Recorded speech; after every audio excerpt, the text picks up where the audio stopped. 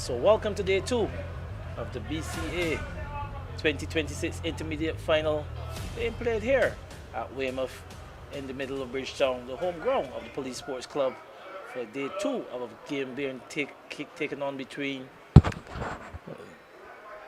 the Amcor Fence in the Metalworks Ipswich and the ESA Field Pickwick. If you can remember, we were here with you yesterday. Unfortunately, we didn't get any play as yet into the morning because of some overnight and early morning showers.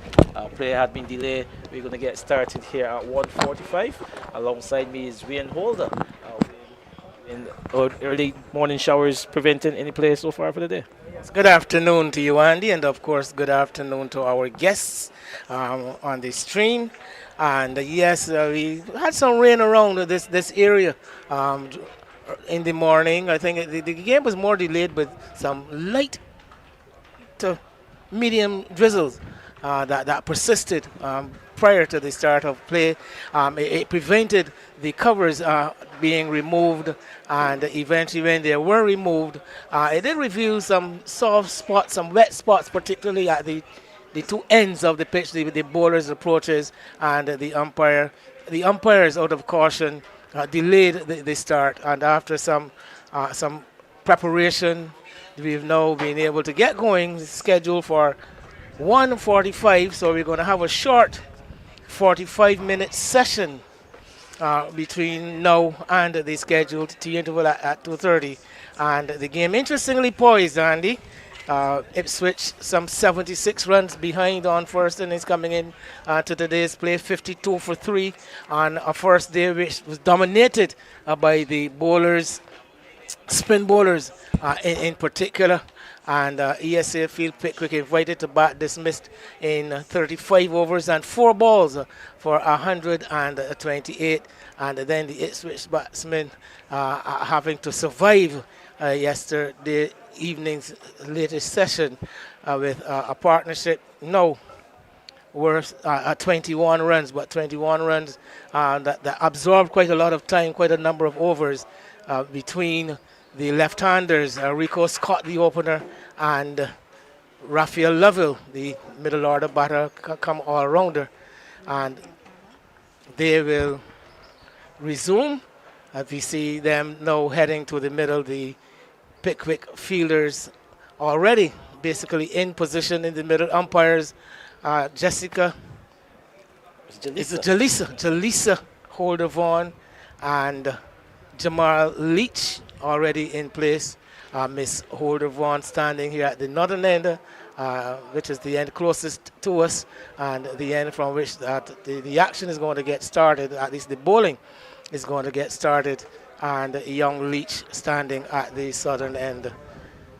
It will be Scott to face the first delivery, and the bowler. It looks like they're going to have some the medium pacer. Jakeem Ford is going to be the starting the bowling. Didn't see him yesterday. I thought that was noticeable. Normally quite proficient with the new ball, gets the ball to swing around a bit. No great pace, but has had a number of outings at the higher elite level. And now today, fresh day, bright, brilliant sunshine. You would never have believed that we were starting late and that there was rain around at least a couple of hours earlier. Conditions looking quite pristine. And we're going to wait to see how the pitch is going to play today. Of course, the pitch having to be freshly prepared. Would have been on the covers overnight, and I think would have spent an extended period undercover because of those light showers.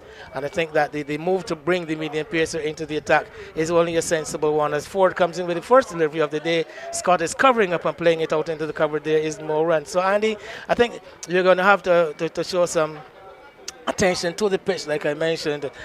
Some moisture around, some rain about, the pitch having been covered overnight, prepared overnight, and covered. The ground staff not being able to pull away the covers early this morning, where the wind and the rain and the sun could have had its effect. Yeah, Wayne, like you said, all of that. I think there will be some moisture around. Like you said, the delay in taking the covers off get much sunshine, so full delivery through to the keeper. He didn't get much sunshine in the start of his morning, but obviously the pitch was kept on the covers when they took them off now. Obviously, you saw them late yesterday evening doing a bit of light watering, so some moisture will definitely be around. Also, it's good to see the pace bowlers being operating at the beginning of the day, really, here, Wayne. It was interesting. We saw Ford early in the season in the elite division. Like I said, he's probably the faster of the bowlers here on shore. So some 22 overs bowled with that ball. I don't think it would be that old a ball, so you should be able to get something out of it still. And like you mentioned, without moisture, it's just about hitting your lengths and showing that patience. Well, yes, and the decision not to use the pacer, actually they did start with Jared Jilks, bowling right arm medium pace from the far end, but outside of Jilks' 2 overs, exclusively operating with the spin bowlers, Captain Edwin himself and Jerome Stewart, bowling 8 overs and 9 overs respectively.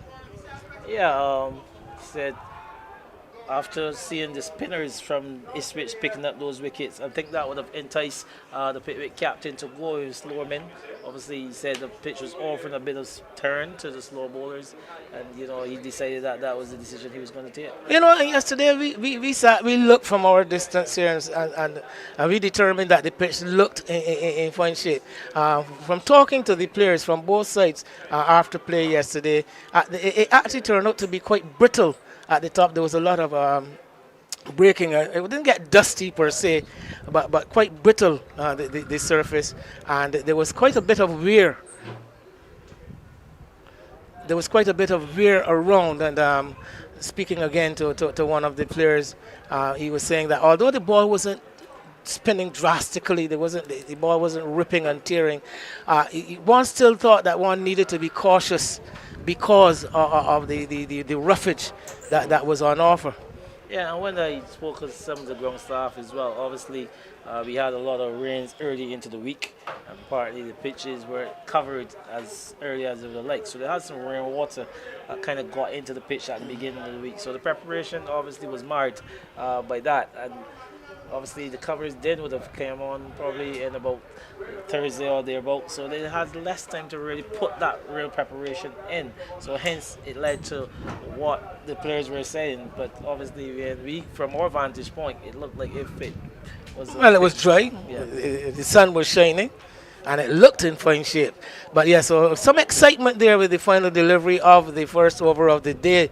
Ford going past the outside edge of Rico Scott and following through towards the other end, making a gentle appeal to the umpire.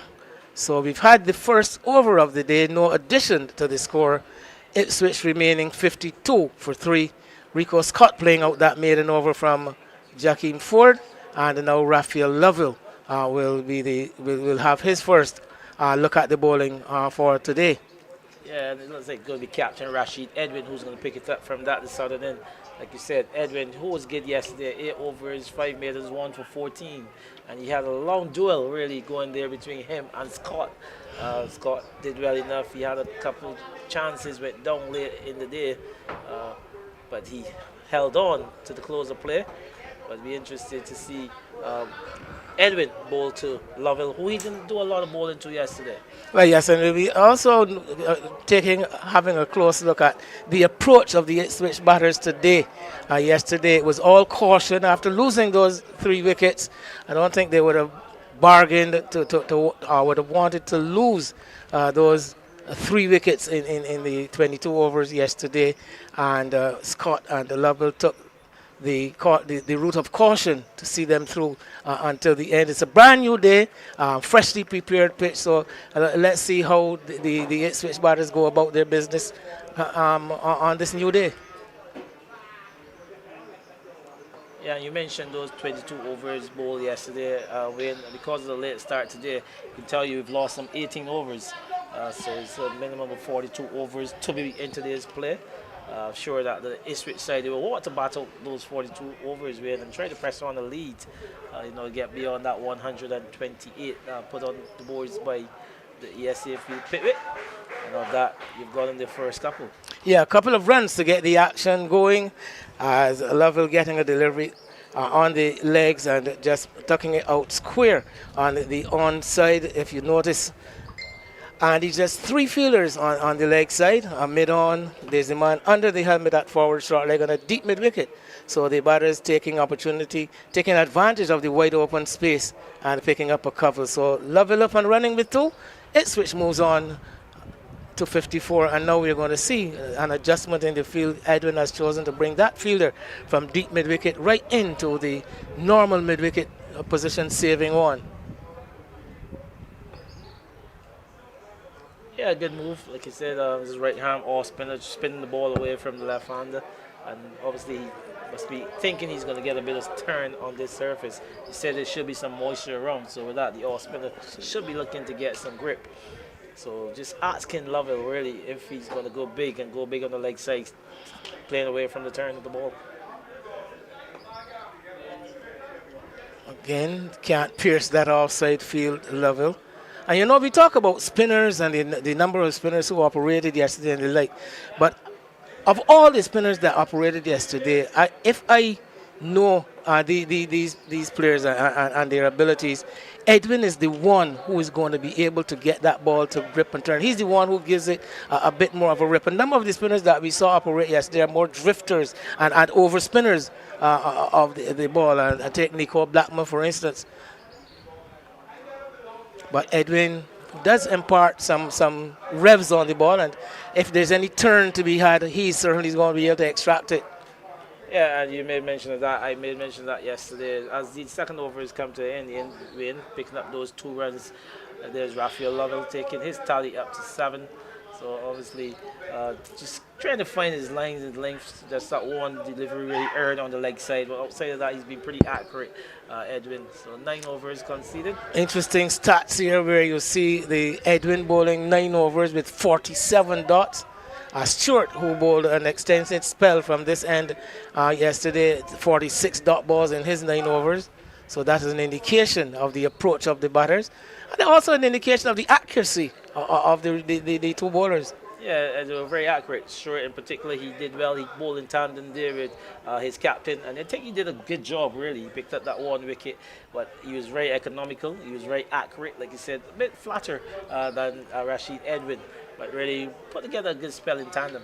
And for bowling to some very well set fields too. I must commend Rashid Edwin on his field setting yesterday. Yes, this one a bit straighter than Ford. And yeah, I think everyone around would have made mention to the field placement. Phil Wallace, one of our analysts here as well, he's thought that he had some excellent set fields as well. He had the attacking players. He had a ring around that cover region. He was asking the players to go over. But I think Raphael Lovell, he defied him well. He knew his role was really to bat out the day's play and come back here today. 2 slips go down. Bowls a full delivery and still can't pierce that offside field, Scott. There is a mid-off. There's the extra cover slightly in off the ring, cutting the angle. Then there's the cover and a man backward of point.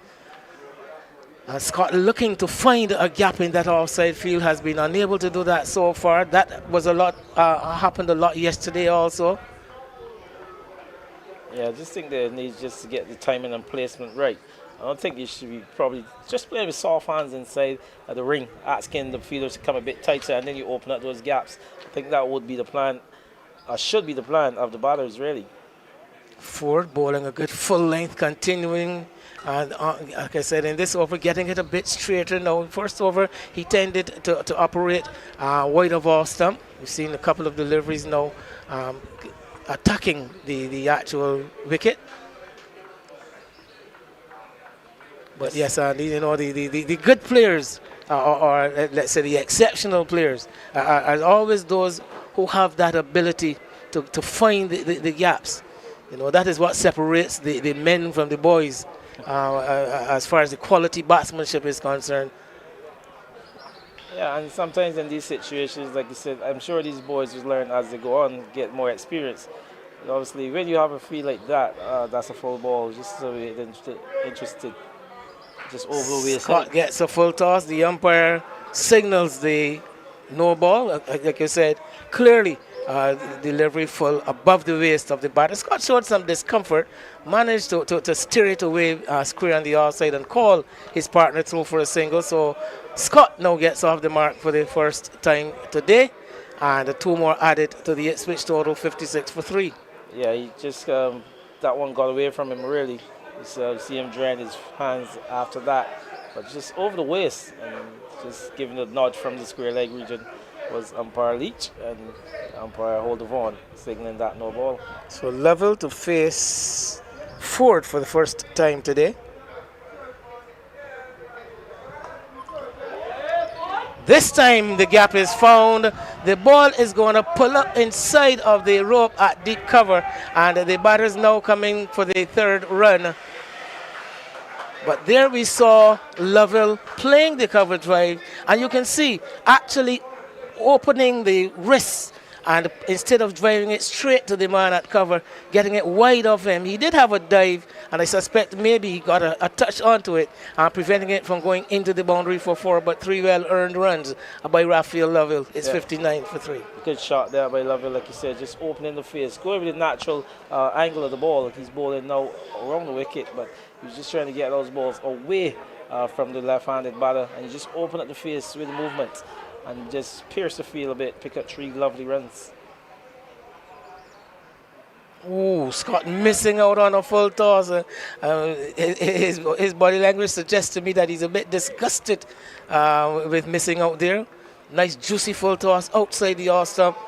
Guilty of looking for power more than timing, Andy. Yeah, I think he's looking to really put it too hard, and instead of timing and placement. So he's just trying to power this ball and just probably taking his eyes off it a little bit at the last minute, allowing it to go through to the keeper. But this is a full pitch delivery. That's a juicy one. That's one that you want.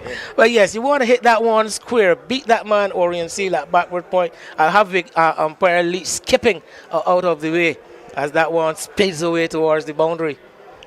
Good to see young Lovell, though, going down the pitch and having a word with his partner. He did show a bit of reaction at missing out on that ball, Scott. This one on the legs. Another single. So beginning to turn the strike over. The runs are beginning to flow. Not at any profuse rate.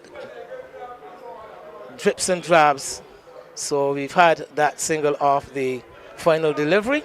We've had the 3rd over of the morning. Well, the afternoon, let's just say.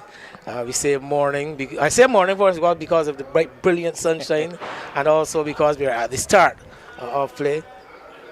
But the batters appearing to be settling in. No alarms so far. Early days yet. Yeah, still very much into the early session of it. Just trying to get their good goings, both batters and bowlers. Ford on that occasion, just probably going for a little bit more pace, and so I've gotten a few full deliveries, one in particular which was signal a no ball, just over the waist of the batter. But obviously you just need to be patient, Wayne. That's where it is. Find some areas where you just know that you're patient enough and ask the batter to make a mistake and don't go rushing, because this is game, again, it's a low scoring first innings. You don't want to give runs away. You want to make the batters work for everything, Wayne. So I think, again, with experience, this is where these things will come in. So here we have Edwin bowling for the first time of the day to Scott. And Scott immediately is going to pick up at least a couple of runs. Wayward delivery from Edwin outside of the legs. And Scott just easily just getting the bat to it and tickling it down to fine leg, a chase for Seal from slip. And Scott gets another couple of runs. This is the start that the Ipswich would have wanted. Nothing without alarms and just picking off the runs. Just bring that deficit down, Wayne. So I think this is good for them. On the other side, Pickwick, like you said, they want to find an area where they can be focused and zone in. And he's bowling. Beaten in the flight. Again, Rashawn called for that yesterday when he asked for the bowler to give it a bit more, get a bit more air, a challenge Scott on the front foot with the drive, and there he was defeated as he looked for that big drive, looked nice and tossed up. But I'm sure if you can see the replay, you'll see that he was defeated by the dip, as I mentioned. Edwin, known for being one of the off spinners in Barbados who actually gets the ball to turn, and here we have an opportunity to look at it. Flighted up on the front foot and missing, and the off stump knocked back, not quite to the pitch, ahead in the air slightly, and again losing his shape somewhat there, Scott, as he looked for massive power and not really getting his technique right, keeping that bat in close to the pad. And so he has to come back, bowled by Edwin. Ipswich has lost its first wicket for the day, and Captain Edwin making the break. Yeah, good that you mentioned the dip on that delivery. And obviously the previous delivery we said was ill-directed, but it was down the leg side, but you saw it drop pretty quickly on Scott. Obviously it was a bit ill-directed correctly, but you saw him trying to chip into the leg side, but then he did a good adjustment. On this occasion, Rashid Edwin, he was more in the money, a bit middle and off, and you saw him again, the ball dripping into the stumps and just beating him under the bat full length, and he's going to make his way back into the pavilion. So good breakthrough there from Rashid Edwin, the captain. A welcome wicket for Pickwick, as Jamar Lane, the very experienced right-handed batter, batting in a blue peak cap, seeing a few close fielders around him, delivery on the back foot, and I see the shake of the head coming from umpire Leach. Lane given leg before wicket on the back foot. He can't believe it. The Pickwick fielders are ecstatic, and not one wicket brings two, Andy. Yeah, one brings two. Like I was saying to you, you see Edwin, he was almost certain of that one. You can see him doing a jig over there, a bit of a jiggle, and then you see the finger going up there from. We still haven't seen it, had a good look at it up to this point. Not being able to get a clear, to be able to follow it from the bowler onto the batter. But Lane guilty of playing back, one must say, and the ball rushing onto him. And but that's a big, big blow, Andy. Jamar Lane is the key batter in the Ipswich side. He's the man around whom the batting revolves generally. And to get Jamar Lane as early as they have is really a crucial strike, a massive blow struck by you just saw Edwin Lane indicating that it was a bit over his tight area, but Leach had different thoughts about it. But again, two wickets there, we one bringing two, seeing the back of Jamar Lane. You're saying about how integral a player he is in this Ipswich batting lineup, but equally as integral is the captain Rashid Edwin, and he decided to start the bowling from that the southern end himself this morning and picking up those two crucial wickets, pulling his team really back into this contest. Like you said, it's a lower scoring first innings, 128, but now they find themselves half the side down here, there, Wayne. And really good work there by Rashid Edwin to get that second wicket of Lynn. Well, here we have Antoine Darlington, young player, I think only 18 years old, fresh out of St. Leonard's School, and he has been one of the more consistent batters for Ipswich this season. Some 5 half centuries, he scored 550s. He has scored in 12 innings this season, accumulating some 372 runs from those 12 innings, at an average of 33.8, to the leading average in the club, in fact. So a lot will depend on him. Ipswich will be hoping that these two young men, these two teenagers, a lot of responsibility on their shoulders, Andy. Yeah, I've seen a lot of Darlington. Remember, he would have played for the BCA youth last season in the first division as well.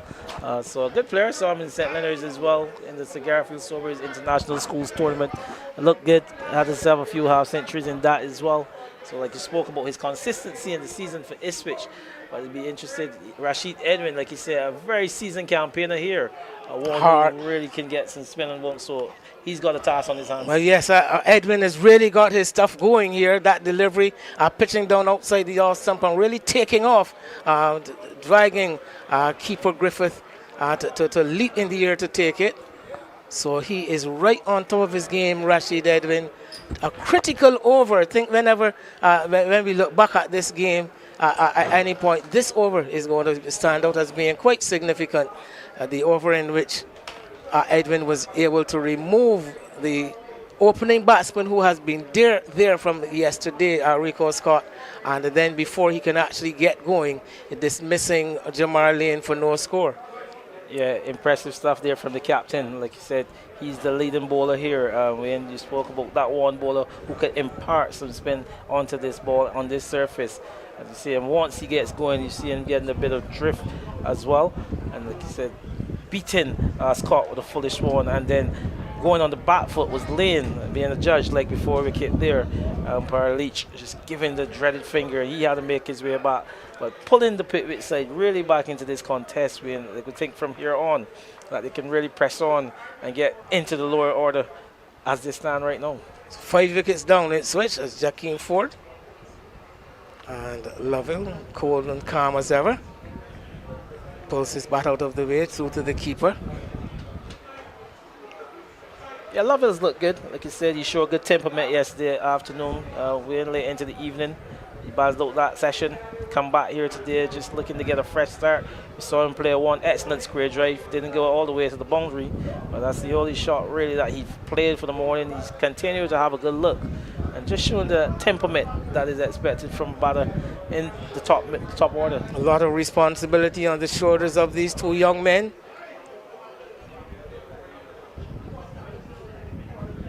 But cometh the hour, cometh the man. This is the opportunity for them to show the public, the cricketing public, what they are made of. I know for a fact that Antone Darlington was somewhat disappointed that he didn't get closer to the mix-up as far as the national under-19 team was concerned. He actually was part of the trials, got eliminated somewhere along the way, and I know that he wasn't quite exactly pleased about that. So here's an opportunity for him to show what he's worth, and also to send a message to those selectors. Well, like you said, he's one of those players who's got a fine array of shots. Like I said, I saw him play for the BCA youth a season ago. But he's got some consistency here. And like you said, what a better time than to make your name known than in the final. Hard worker, and that he likes to bat. You know, there's some concerns maybe about his general endurance, stamina levels, because he tends to make 50s and that doesn't tend to carry on. So that would indicate that there is an issue with stamina, durability. Close call there for Lovell. Yeah, he's just opened up the face on that one, but he's gone fairly fine there just in front of the captain, that second slip, man. Actually, he's now switched to first slip, Edwin. No, sorry. I saw Darnell Greenwich, but he's now moved back into that first slip position. Saw Darnell Greenwich apparently to Edwin's left for a brief moment. Yeah, just showing Rashid he needs to come up. Short again. Nothing in it, and the ball actually just holding up in the pitch as Ford digs this one halfway down. The ball not really, no significant lift either. And Lovell quite calmly just pushing it down in front of him. So this game is really on a knife's edge now. Yeah, and this is where someone like Ford needs to understand the play, read the game, man. His captain from the top is doing the danger. He just needs to be containing here and hold, keep Lovell away from scoring. Just continue to hit that length. Another edge but playing with soft hands. Raphael Lovell, so the ball bouncing well in front of Greenwich at slip. So the action continues to be gripping, and both these teams fighting for all they are worth. We are going to have another 20 minutes or so until the tea break, and for that period I'll be introducing the voice of Raphael Lovell to see you through and to be there with you, Andy. Well, I think it's Rashawn Hackett. He used to be a teammate of Lovell at the crease at QC, but it's going to be Hackett who's going to be coming into the chair. When your excuse. But again, a good over there by Jakeem Ford, the fast man from the northern end, just holding a good line and line from outside the off stump. He found the edge of the bat of Lovell on 2 occasions, then carried to the slip regions, just falling shy of Captain Rashid Edwin both times in the second slip position and not going to hand. You see like you've got a little bit of a difficult situation here for Darlington. You see one of the personnel heading out there to offer some assistance, and now everyone is coming to his attention. As I welcome Rashawn Hackett. Good afternoon. Good afternoon to you, Andy Payne, and good afternoon to all of our listeners and viewers. An exquisite day for some cricket action right here at the Police Sports Club, and I certainly am enjoying this battle, Andy. I am thoroughly enjoying it. We saw Pickwick being bowled out for just 128 yesterday, and now Ipswich, with the bat, they are in a spot of bother because of one man and one man only. Rashid Edwin, I have been so impressed with him. His ability to just spin the ball, Andy, and use those variations. He has the off spinner, he has the one that slides onto the pad, and he's so skillful. What did you make of his bowling so far this morning? Rashid Edwin is, like I said, a seasoned campaigner, one of experience. He's been around for a long time, and he's that off spin, like I said, that will impart spin on the ball. He also gets another nice drift onto the ball, good loop as well. And today he seems to have found his rhythm pretty early, which is good signs for him. Saw a ball that was caught would have turned behind square, but I saw it dripping on and dropping on him pretty quickly, and he had to make an adjustment and pick up that 2 runs down to fine leg. But then his next delivery was well on point and getting it dropping into the left-hander as well on that middle the off stump and picking up that dismissal. And then you saw Lane just going on the back foot delivery, which he probably would rule that he should have been forward too, and he lost his wicket. But asking about Edwin, like I said, he's the man, he's the captain, he will lead from the front, and he is as good as any that you could definitely find in this division. Most definitely, and there's a bit of action going on here on the field. Young Antoine Darlington is coming off. I just pray that he's okay. He looks to be ill. I wish you all the best, young man.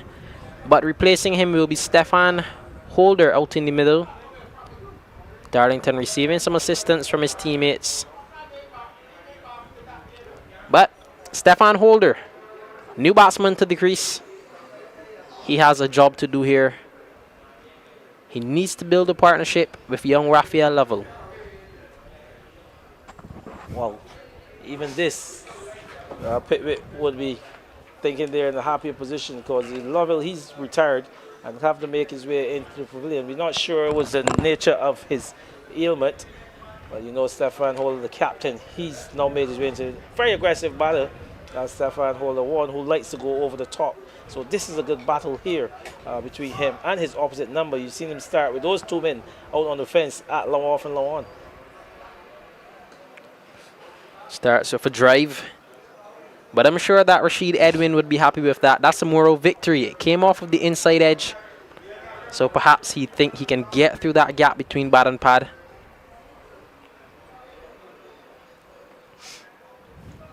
This is good stuff from Rashid Edwin. Like you said, Stefan Holder, like you said, a very aggressive batter. Once it gets a bit full and close to him, he would like to take him on. He's got a good field set again. He's got a 4 short leg. He's got a leg slip, and he's also got that man at short mid wicket. There's an appeal, but umpire Leach turns it down. One of the rare appeals turned down this game, Andy Payne. We saw a lot of LBW dismissals, but that one probably was just spinning a bit too big. This is excellent bowling from Rashid Edwin, though, as you described. He's bang on target, and this is something we spoke about yesterday, the ability to be on target. That one is dispatched. That'll be 4 runs. So Stefan Holder, he's off the mark, and that will certainly release some of the pressure. Yeah, that's a bad delivery there by Rashid Edwin. This time trying to get a quicker delivery in, pulling it down short. Stefan Holder got into a good position and played with a spin. Like I said, Rashid Edwin is one of those players who will definitely spin the ball into the right-handed batter. You saw him getting deep into the crease on the back foot. There you see it on the replay. And hitting that one behind square for a boundary. But Rashid, he would know he was error. He walked to get him onto the front foot. Just try to test his technique as he did in the previous delivery. Saw him coming forward on that front foot. He was a bit uncomfortable doing that. So he wanted to be a bit more consistent with that.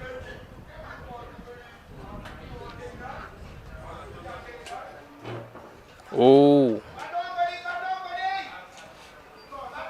Lots of oohs and ahs out in the middle. But Holder, he's still there with a job to do.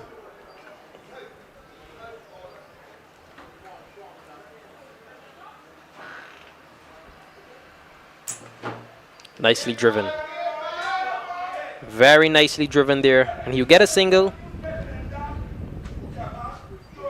This is a really good battle building here though, Andy Payne. One of Pickwick's best bowlers, if not the best, against the youthful Raphael Level and the experienced Stefan Holder, who are fighting to get Ipswich out of a spot of bother. This is what cricket is all about. These battles are the ones that we live to see. Yeah, get over there again by Rashid Edwin. Just that one delivery that he pulled down. And Stefan Holder, he's one of those players who will score on bad deliveries. And so him dispatching that one back with the square for a boundary. But Rashid Edwin, he would know he needs to get Stefan Holder onto the front foot as much as possible. To test that technique, pull him into the front foot where he's uncomfortable with those balls pitched on the middle and middle leg. Obviously, he knows his role. He knows his man. He's got some attacking feelers. This is a good feel from the off spinner. He's put his long on and long off. Oh, that's attacking positions as well for a man like Stefan Holder who likes to go down the ground. So he just needs to continue to be consistent. And surely this battle, like you said, is certainly on.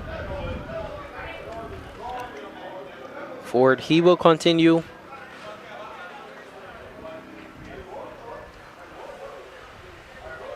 And he'll be bowling to Stefan Holder for the first time. 2 slips in place. Backward point. Cover, extra cover, mid-off, mid-on. Short mid-wicket and a deep square leg. Yeah, no surprise that he bowled that whatsoever. Those 2 slips looking for that catch. And as you mentioned, Stefan Holder, he's a man that likes the fuller deliveries. He likes to hit you back over your head. So I'm sure that he would be eyeing anything too full of a length. And as a bowler, you'd look to exploit that, Andy. Ford would certainly be looking to challenge that just outside the off stump. See if he can induce an edge. And Edwin, he's there to do the rest. In second slip. Yeah, this is a good period of play for the Pickwick guys, like you said.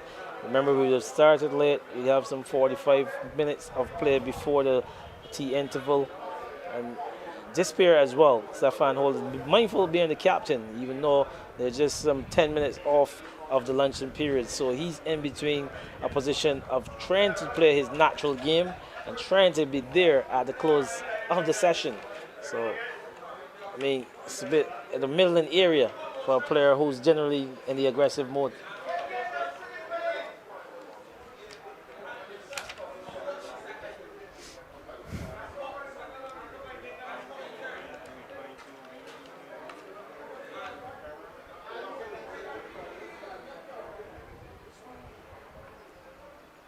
Oh, that one held up.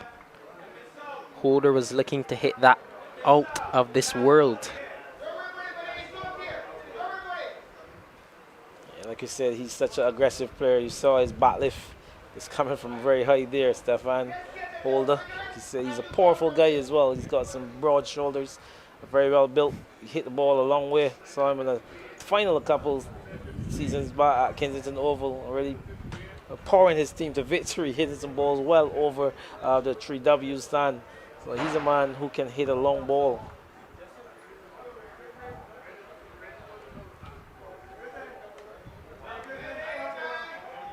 Quick single. They get there. Very good running from Stefan Holder and Raphael Level. Yeah, that's well played. Just opening up the face and playing that one into the point region, just behind point and picking up an easy single. So like I said, he must be mindful that the T interval is not too far off.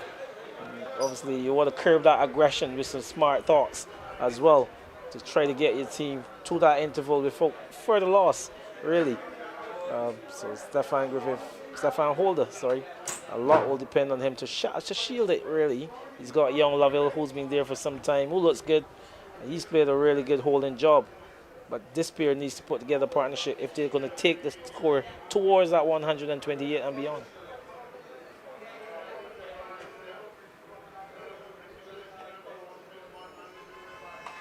Full toss. Put away. They'll have to run them though.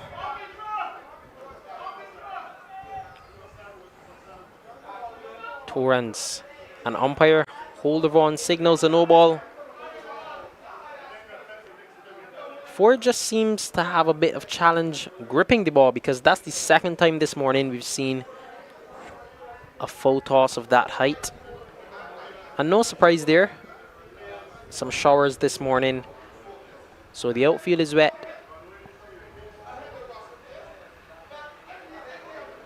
He just needs a cloth to dry it off. I'm not seeing anyone with it.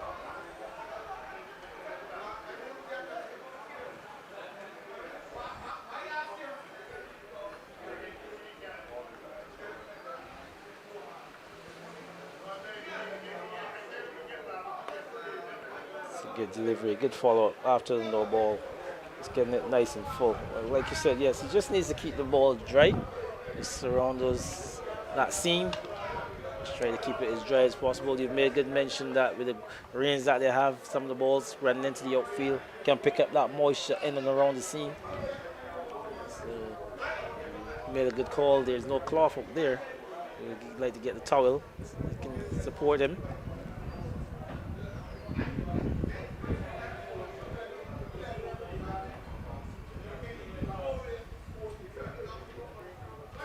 You can really see a difference in Lovell's batting from yesterday and today. He looks like a man that knows he has a big task at hand. And based on how he batted in the semi-finals, you can see that he has a big role to play in this team. Because some of these short deliveries, knowing Raphael Lovell, he would normally pull them far away. But I'm pleased with how he's batting. The team is in a spot of bother. Sometimes you just have to be patient and walk your way along. Don't get impatient. So he's really batted smartly. Just needs someone to support.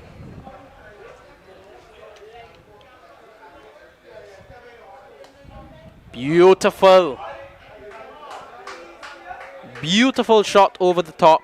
And that is for exquisite drive from Raphael Lovell.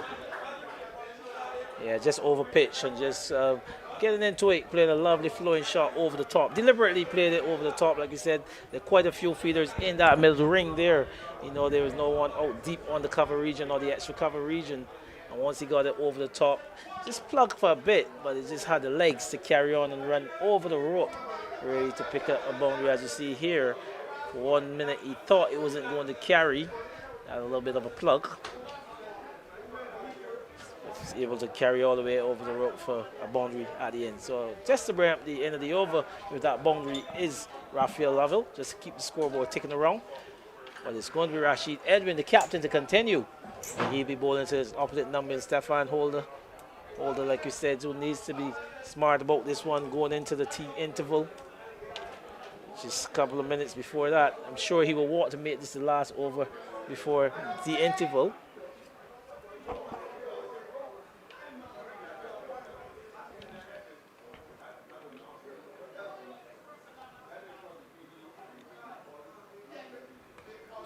Oh, aerial. But they'll get 2 runs.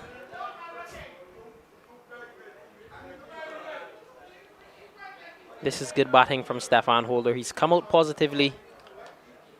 And he's rotating the strike. And we just want to inform the viewers that we are aware of the score situation. The scorers are working very hard to correct that. So that will be back live and accurate in a bit. But as for now, continue to take in the action here at the Police Sports Club. Swept. Innovative. Another 4 for Stefan Holder. He likes that area, Andy. Well, again, playing with the spin. Like you said, he's going to get that ball to spin. Rashid, Edwin, and Stefan doing the right thing, just working with the spin. Rashid, in this over, he's been finding it difficult to find his length. He said he needs to be getting onto the off stump, asking Stefan to hit him down the ground. I think that's where he's erring. He don't want to be struck over the top, but he's got to give himself that chance. He can't get through the gate of Stefan Holder. He's just showing a little bit of cowardness on this over so far, Rashid Edwin. I just like to see him start it a bit more outside the off stump. Ants Holder to drive and spin it back. That's a better delivery. But yeah, you have the offside field vacant, which I like.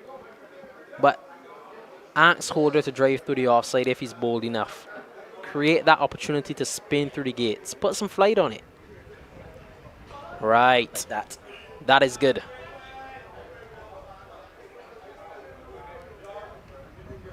That is good. That's the area you want to focus on. You want to concentrate on that area, asking him to get onto the front foot. It's not as comfortable coming onto the front foot. Excellent fielding.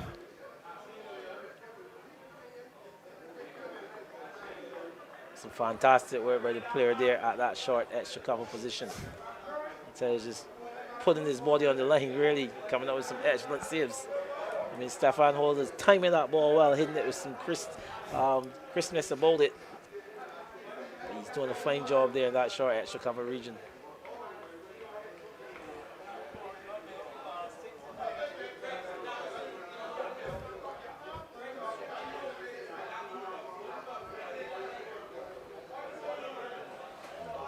Too short. Too short there from Edwin. And Holder continues to rotate the strike.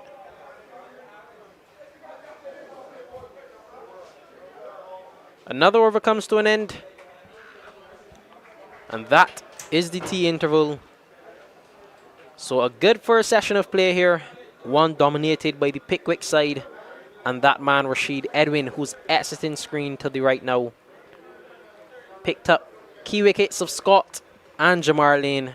2 big wickets, 2 of the more experienced players in this Ipswich side. And you can see that the Pickwick team are happy. The high fives are out. And those 2 men from the Ipswich team walking with their heads down, knowing that after this break, they have a mountain to climb to put themselves back into this game. Oh yeah, I still think it's pretty even, to be fair. It's just 5 wickets down, but Stefan Holder, like you said, if he's there for any length of time, he will get the scoreboard moving. So, I mean, Raphael Lovell, he's batted smart. He's played a good hand. He said ever since he was there from yesterday, late in the evening, coming back at the close of play, coming in to start the day today, and look good again. It's Raphael Lovell. But Rashid Edwin, the captain of the Pickwick side, he would have done an excellent job for his team in picking up those 2 crucial scalps. Like you said, they've also seen young Darlington, Antoine Darlington, having to retire, and he's made his way into the pavilion. We're going to get the nature of his ailment, really. That's why he's up there so early, Stefan Holder. So a good contest to be had after the luncheon period.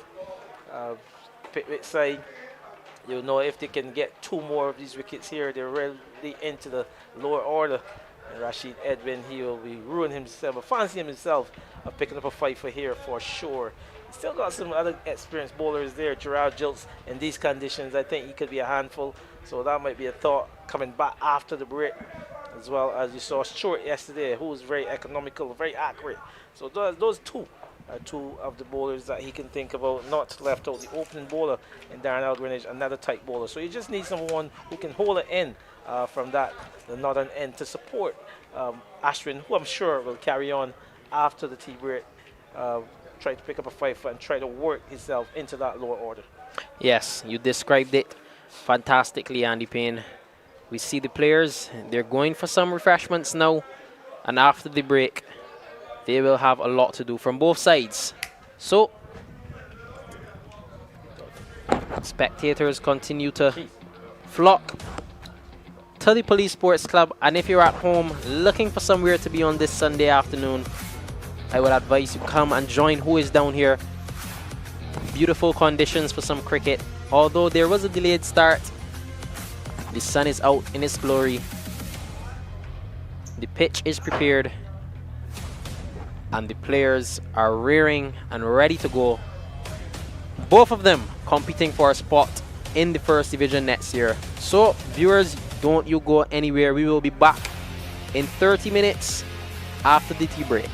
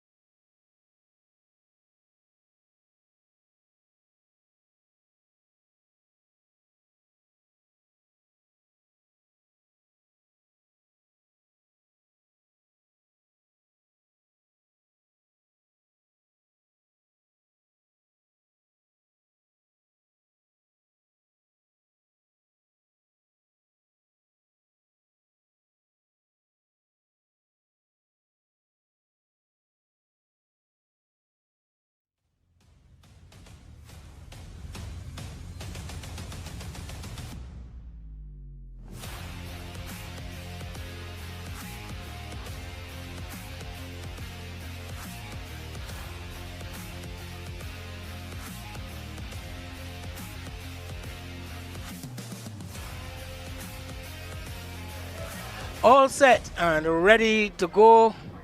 Session 2, day 2 of the BCA Intermediate Division Final for 2026. The game somewhat evenly poised at this stage, with Amcor Fencing and Metalworks Ipswich on 82 for 5 in response to 128 all-out made by ESA Field Pickwick.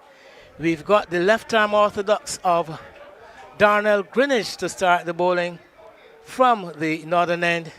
He's bowling to the Ipswich captain, Stefan Holder, who comes back after the break on 13 not out. Himself and Raphael Lovell on 18. And there we see the first couple of runs picked up by Holder. Philo Wallace has joined me to start the session. And Philo, would you agree that the game is still somewhat evenly poised at this point in time? Good afternoon, Wayne. Good afternoon to our viewers. Evenly poised. I will give the ascendancy to Ipswich, Wayne, because I think that the captain, Stefan Holder, the way he started on that positive note, looking to put bat on ball, try to force these ASFE Pickwick bowlers to bowl, with a bit more discipline. They have been disciplined, but some of the wickets were against the run of play. And he's the one that they obviously will be looking to get them up to that total or beyond 128. He's looked good so far. Darnell Greenwich, a couple of years ago, was a left-arm seamer, but as you grow up, you realize that the seam leaves you, but the left arm is still there. And he's now off, bowling left arm orthodox.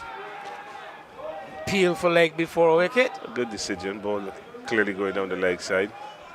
And the umpire saying not out, but this is a good battle here for Ipswich. Obviously, coming out of a semi-final game where they won, had to really fight for the win, actually.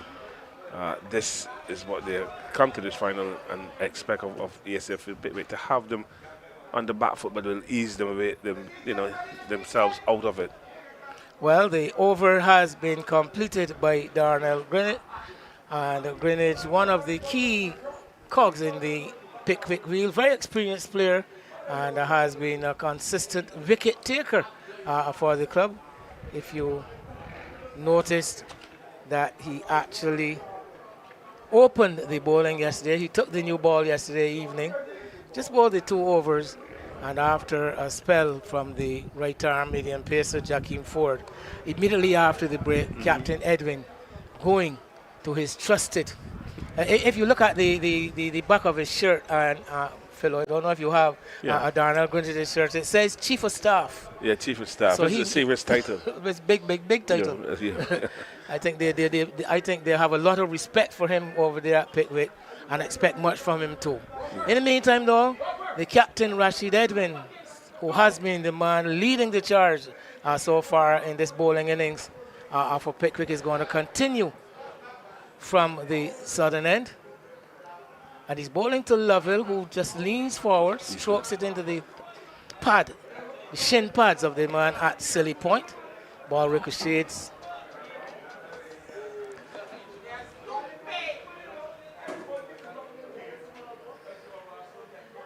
Turned away into the onside, would only be 1. Score is actually 85 at this point. Lovell with that single goes up to 19. Yeah, he resumed on 18. Lovell obviously seems to be the one who drops anchor. Very Batting long is his forte, not accumulating runs, but occupation of the crease. So obviously it's clear that he's the one that they're going to bat around and try to get up to that 129. I dare say it's a role that he has adapted for himself, because not his normal characteristic. Good strong striker of the ball, but like I said, adopting that role within the scheme of things here with the Ipswich batting lineup. This man, though, on strike is going to look to be proactive. He's going to look to push the bowlers back. Edwin has been bowling well. Edwin has been bowling tight. If I know Stefan Holder, he's going to try to take Edwin off of his game. I think it's important that he does. You just don't want a man to just bowl and bowl. I think it's important that he does. You just don't want a man to just bowl and bowl and bowl because as you know, as a former cricketer, a former keeper, if you just allow a bowler to bowl and bowl, one is going to actually get you out. Well, yes, he gets into that rhythm and gets comfortable. Yes. Yes, whereby if he's challenged, then he has. As you know, as a former cricketer, a former keeper, if you just allow a bowler to bowl and bowl, one is going to actually get you out. Well, yes, he gets into that rhythm and gets comfortable. Yes. Yes, whereby if he's challenged, then he has to look to do different things. He implement different methods to try to breach the batter. So yes, it is but in cricket, I always believe in rules and even in partnerships, you know, whereby we know Stefan is going to be the one who is going to be looking to push the ball. Yes. Very steady. But if there's one complaint I have of Lovell is that he doesn't put the bad balls away. He's been batting since yesterday, and he's come back this morning. Obviously we had a delayed start, but he's continuing that same mold from yesterday and not being able to get the balls into the gaps and pick up those important ones and twos. He played a lovely drive, a lofted drive over extra cover, so yes, he can play the shots. It's just about being assured of your ability in order to execute more shots. And I think that he gets into good positions to defend, but then when he looks into attack, because he's so bent on defending, he finds it hard to pace the out. That can be dangerous sometimes too. Yes, it can be. You know, for Andrew Emptage, the head coach at ESA Pickwick, giving some instructions. So a lot of him this season with the elite. The elite team. I was just going to say that I don't know how much time he has spent with this intermediate lineup because as the head coach, his key number one duty is with the team in the elite division. Yeah, and he's not cloned, so they're not two of him. So if he's at the elite on Saturdays, obviously I saw Marlon Franklin. We had a chat this morning. Obviously he's back from America doing some coaching there. He was at my alma mater earlier the secondary as well. And this is going to be a big wicket if the catch is taken, and it has been taken. And that is the wicket that they were looking to get. Stefan Holder, the one who will be taking the attack to the bowlers, unfortunately misjudged the length of that Darnell Greenwich delivery and just spoon a very easy catch to be taken at short extra cover. That is the reason that Darnell Greenwich has been introduced immediately after the tea interval, looking to make that early breakthrough. With only 46 runs to play with, Pickwick would have known that it is essential that they get wickets and get them quickly and keep the Ipswich batting under pressure. And Stefan Holder is again the big wicket. Ill-judged stroke by him, looking to get down the wicket, hit it down the ground. It appears the ball apparently gripping and turning and coming off the outer half of the bat and offering a very simple catch. But I'll tell you, I give credit to the Pickwick captain. He's smart. The best batter comes out. His best left-arm orthodox bowler. Best bowler comes in. That's it. That's good. That is good captaincy. And that's good planning. That is good organization. And I guess between himself and your friend Andrew Emptage, the coach. My friend. Well, our friend. Yeah. Thank you very much. You'll be able like you don't know him. Calling jamming. I don't want to put the other part to it, but he was an off spinner. Well, I know jamming. I know jamming as a little boy, even before he was bowling off spin. Yeah. You know, very, very young. As a child, actually, I can say I know Andrew Emptage. And there we have. So the game continues to sway. This game has not actually gone any one way so far. With that wicket, I would give ESA Pickwick the edge. Remaining in this fight, keeping themselves in the hunt all the way through. Anton Darlington is back, who actually had to retire hurt after taking ill immediately after coming to the wicket at the fall of Jamar Lane's wicket and having to retire hurt. Still not yet off the mark. Coming back and getting off the mark now. Just tucking a delivery into the onside. Gets down to the next end. 89 it is now. Yeah, good to see the young man coming back. Obviously, he started the innings and was not so well, and he went off. And he's back now, and he has to try and build a partnership with Lovell. Lovell has batted some 59 balls. He's only going on to 19. But one would say that he's doing his job. The current run rate is only 2.735. So 35 at 2.2. It's not going to get you close to 120. It's not much more than 80. Yes, they have been pegged back by some good bowling, good field placing as well. And I find that the ESA fielders are a bit more energized and more energetic in the field. Mind you, they are accustomed playing on a big ground as well, so the size of this ground would daunt them. Ipswich, not so small. Small, yeah, it's definitely a small ground. Right, okay. So As a matter of fact, after this delivery, I actually refer to Ipswich as barely the minimum for 4s and 6s. barely. If it were in circumference here, a meter smaller, it would have to be 3s and 4s. Just about making it so. But it is a very small ground. And that could be the reason why. Gets it over the top level. One bounce into the boundary. For once, he's decided to open his arms. But this is the second time. He did the same thing yesterday. This ball struck with a lot more authority. Although the mid-off is quite deep, it was high and wide of him. And first bounce into the boundary, 4 more to level. Yeah, it's a wide delivery, not really getting to the pitch of the ball with his feet, but using his arms. And because it was so wide outside the off stump, he hit it where it was going, which is over wide long off for a welcome boundary. Every run here is going to be precious because the more runs that Ipswich score, they pinch their way up to that 128. They're now 93 for 6, some 35 runs away. And Lovell playing a wonderful attacking shot, which is good. Well, yes, so that should ease a bit of tension, just slightly. I can imagine how the Ipswich supporters are all on the edge of their seats, just willing this total to get up to that first target of 128. Well, spectators can't push the score. But they're willing. It has to be It's done a by the mental thing. players. It's a mental thing. Yeah, all the energy is going in one direction. That is good. So it's going to be Edwin over the wicket.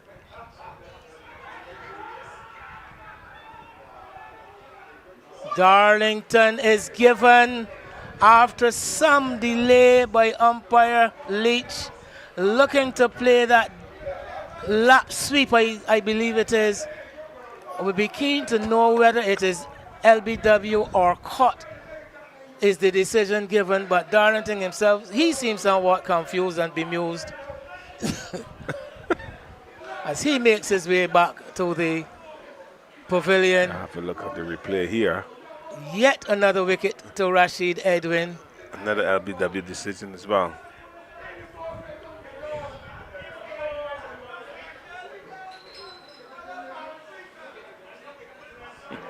The ball goes to first slip. The first slip fielder runs around and takes it on the full. So from my position here, I'm still a bit perplexed. If it's LB or whether caught. it is leg before wicket or Caught. caught. But what we know is that he is out. He's out. The 7th wicket has gone down. And the attention paid to the ball, though, by Darlington once it lobbed in the air. I think that might be a sign. That could very well be a sign. We have another look at it here. He sweeps at the ball, and then he looks to his right. He ball. follows the ball. Yeah, where the ball. And follows normally, the if ball. you hit the ball, you follow it with your eyes. With your eyes, you That follow is the the ball normal rather thing. than look at the umpire, because if it was normally for the LBW decision, Yes. as the batter, once it strikes the pad and the appeal goes, you look towards the umpire. Yeah, he looked at the ball. He's told the story there. Yes. But I'll await the information from the official scorers. But we know that Darlington is gone. He made just one.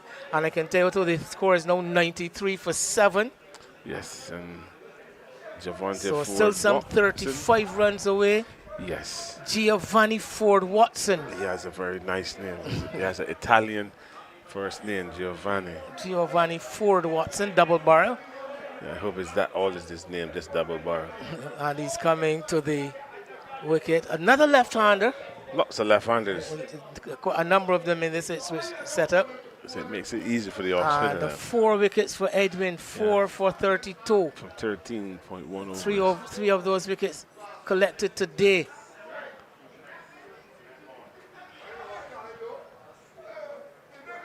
Well, clearly ESFE Pickwick had their plan set up from yesterday. What their bowling plan was going to be today. The captain started well, had a break, and then he's back on the money, and he's picking up the wickets and rotating his other bowlers from the northern end. So clearly you can see a plan going into what ESFE Pickwick wanted to do on their second day. Clipped away behind square. A couple of runs to be had.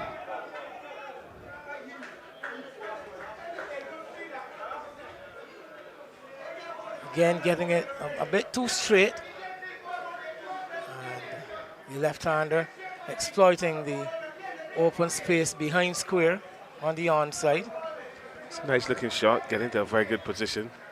Got close to the ball and just worked it nicely into that mid-wicket area, picking up 2 runs. Good, sensible cricket.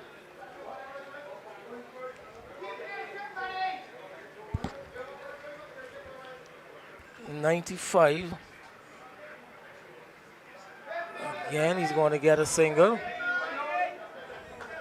Again, working that ball out square on the onside. So it's that Edwin getting it a bit too much on the leg side. Yeah, he's looking for the ball to spin from leg to off, hoping that then the ball spins from the leg to off the batter, because he's looking to turn the ball into the onside, but take a leading edge.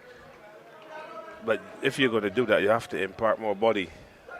It's like fast bowlers when the ball is out swinging. They started at middle stump and it beats the right hand outside the off stump. Then they come on leg stump, but it's no swing. It becomes a free hit.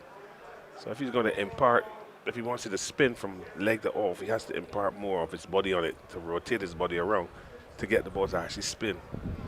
And he's just made a slight adjustment. Now he put him on a deep mid-wicket. He's pushed his field back for Lovell. I think what he made, Ford Watson looking to go for a second run that is non-existent. Is he a footballer? I know him as he used to play football. I haven't seen him play for a while now. I asked that question because he's rather quick. He's pushing for 2, but clearly there was no second run there. And he was sent back by young Lovell. But again, now we're seeing some urgency as well. Well, yes, I'm seeing that. That's why I'm saying that Edwin being very proactive. He recognizes now that Lovell is running out of partners, and he's assessing that Lovell is going to want to try to up the tempo, get closer to the score before he actually ends up running out of partners altogether. And reacting to that is Edwin by setting his fields back when Lovell is on strike.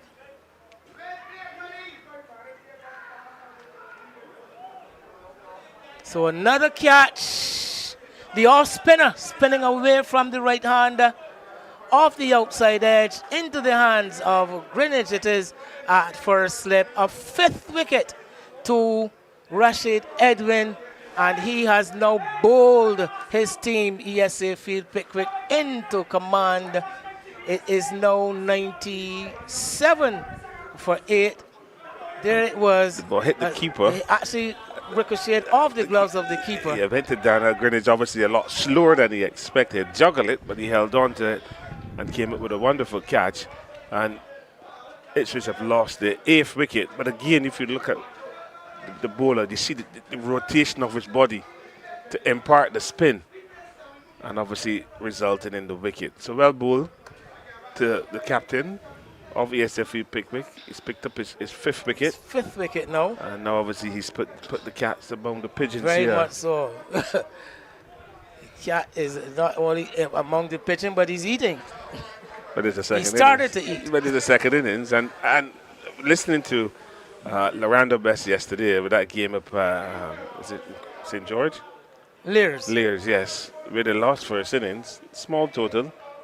Then they had a 200 plus to score to win the game in the second innings, and they won the game. So that kind of history can also help you in this situation. Obviously, your Ipswich first innings is not over yet, but if they can eke some runs out and get closer to that 128, it sets up this game totally for a second innings. So Ford Watson gone for 3.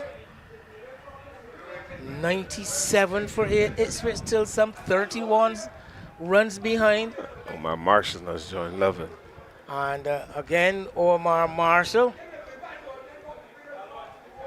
long-serving stalwart. He has been at the core of this Ipswich journey. Has always been there. Not exactly a slouch with the bat either. No.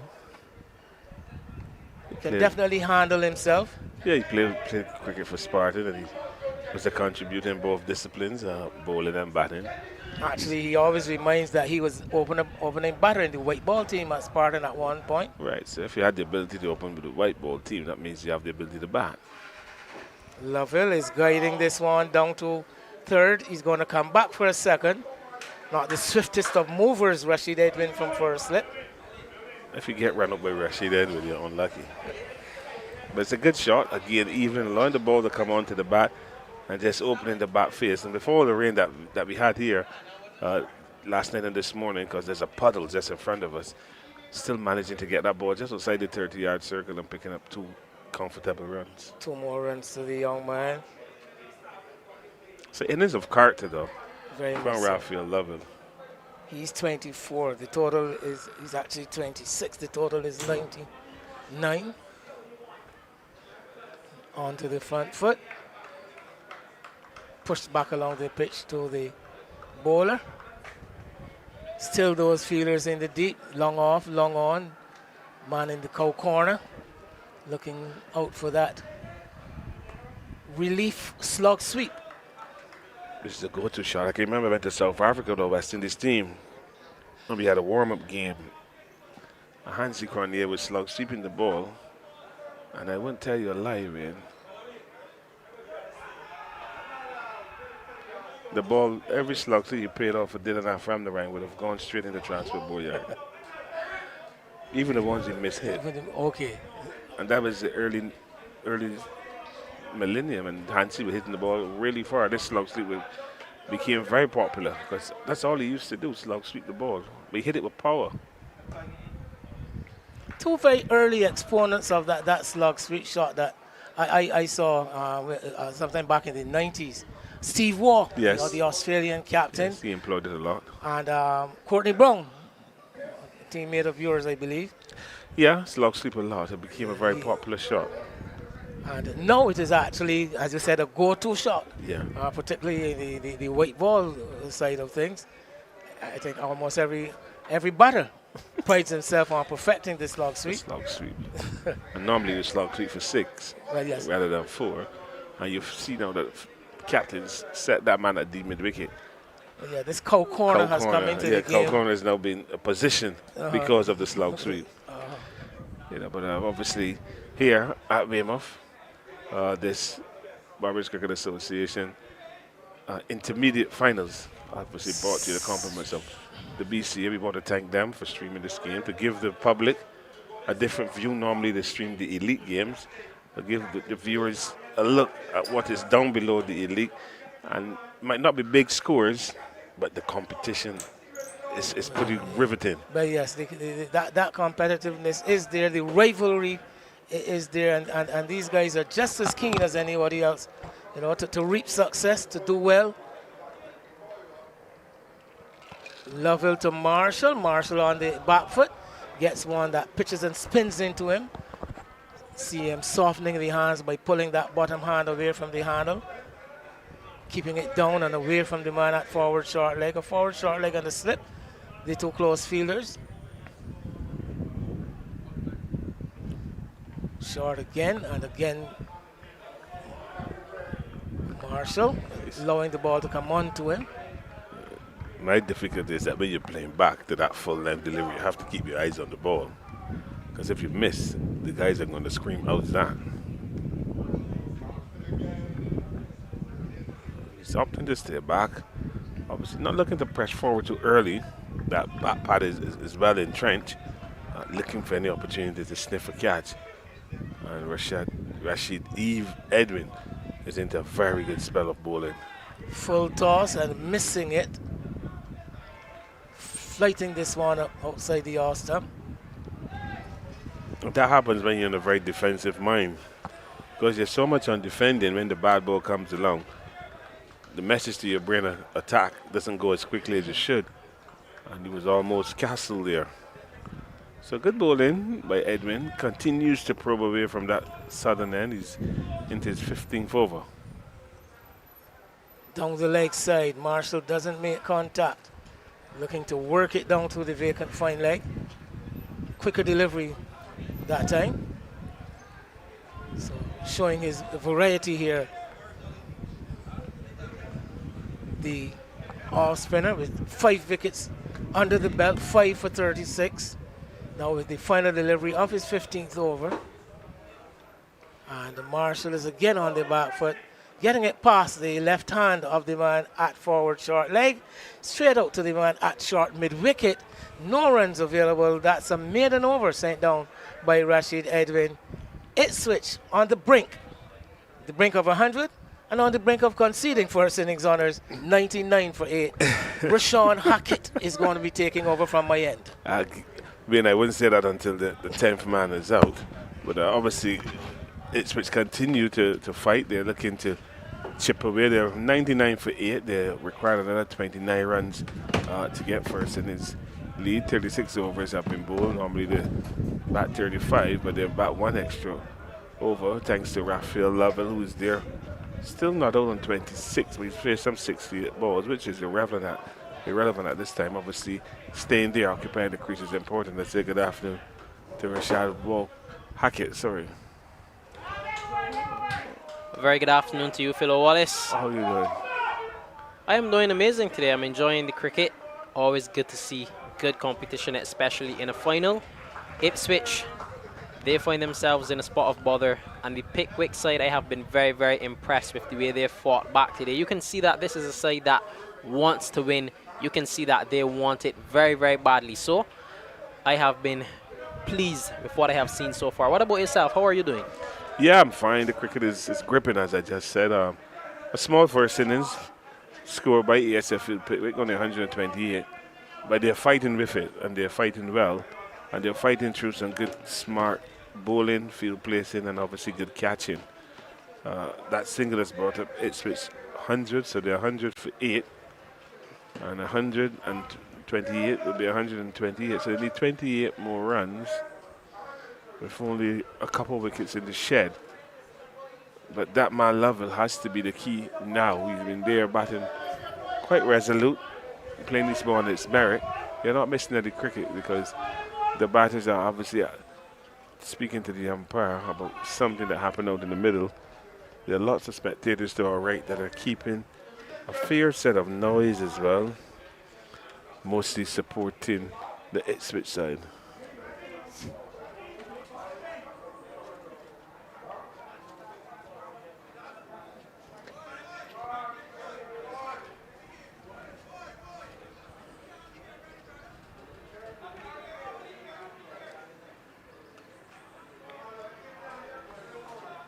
A 100 for 8 after being 56 for 3.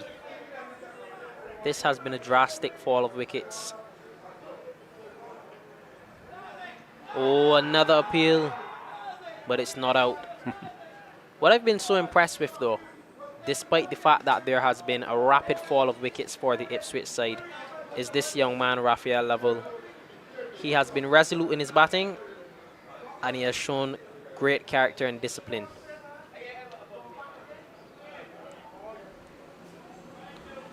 As Wayne would say, Philo, he's batting like a man. Yeah, it is in the man's game. He's played well. Yes, from yesterday, he showed that ability to occupy the crease. You would expect him to look to maybe put more bat to ball and get some runs. But he knows what he has to do. You can see the scoreboard from where he is.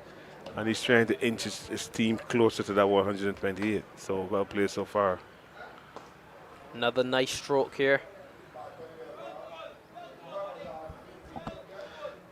Full length delivery from left arm spinner Darnell Greenwich, and he just punks on it, hit it straight down to long off for an easy single. And to my left, you have Michael Agard, a former Pickwick player, asking Darnell Greenwich to toss the ball. Just throw the ball in the air and they'll hit it. Sometimes you can throw it in the air, they'll hit it out of the ground. So you got to be careful. 102 for 8. 37 overs completed with Ipswich still trailing by 26 runs, and I'm sure that they will be eyeing this first innings because, as we know, Philo, first innings can either win the title or it can cause a team to lose. Yeah, it's important to get first. It is a psychological victory when you get first innings from a team, and it also sets up the game. If you're going to look for a win or if you're going to press, if you're going to just settle for a draw. But once you get first in this league, then you find yourself a bit more comfortable in what you're doing, taking the game forward.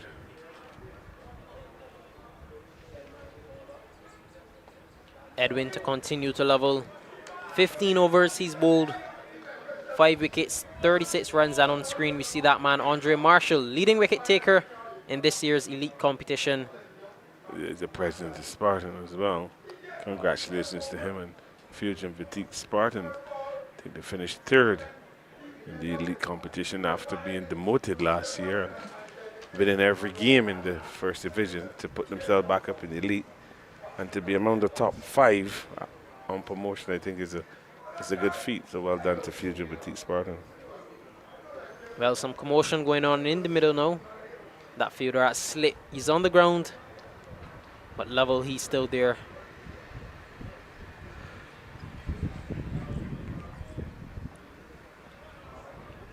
This is a young man that knows what he's about, Philo. You can tell that he's batting outside of his natural game. He's a young man that likes to get bat on ball. Very aggressive normally. Right. But he knows what is required of him, and he has just been disciplined throughout this entire innings. I keep on repeating it because that is the only word. It's a lovely shot. Just whips that ball into the leg side, pushing the first one hard and coming back easily for the second run. Very well played and good, well weighted as well. Just hit that ball with enough power to get it just outside the 30-yard circle as that man deep on the mid-wicket boundary, but could not prevent Level from coming back for a second run. So good cricket all around.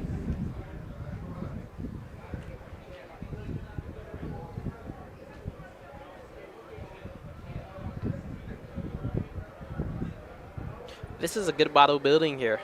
Rashid Edwin, he's not conceding many runs, but Level, on the other hand, is not giving him much to work with. And it's always a good battle when the right arm off spinner is going up against the left-hander, spinning it away forward on the front foot. Yes, it goes to show the skill of the batter, Raphael Level. Not flustered at all. Wickets are tumbling around him, and he has not really changed his game plan.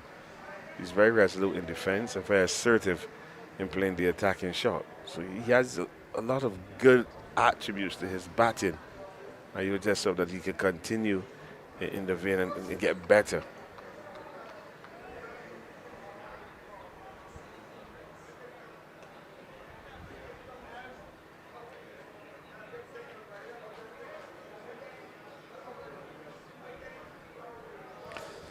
So the battle continues. Ipswich, they move up to 105 for 8 in 38 overs, so they've gone past the 35 quarter. But that man, Level, will have to be the key now if they're going to look to get first innings lead. They just require another, 23 runs. And Rashid Edwin, he's picked up, 5 for 39 from 16 overs. And he's operated from that southern end. And we see Darnell Greenwich is going to continue from the northern end. Interestingly enough, Philo, this is not the first time that we've seen Ipswich find themselves in a situation like this where they require a very low total for first innings and find themselves in a spot of bother, because just last game in the semi-finals, more on that after this delivery. Oh, he's put down at short leg, but it was always a tough chance. Yeah, short leg are not there for those type of catches. Even looking to, Lover looking to drive the ball from the left arm off of the spinner through the offside. The ball took a tick inside edge, and the man that silly mid on could not hold on to the ball. So one would say that is a chance that going to begging, but it was a difficult one.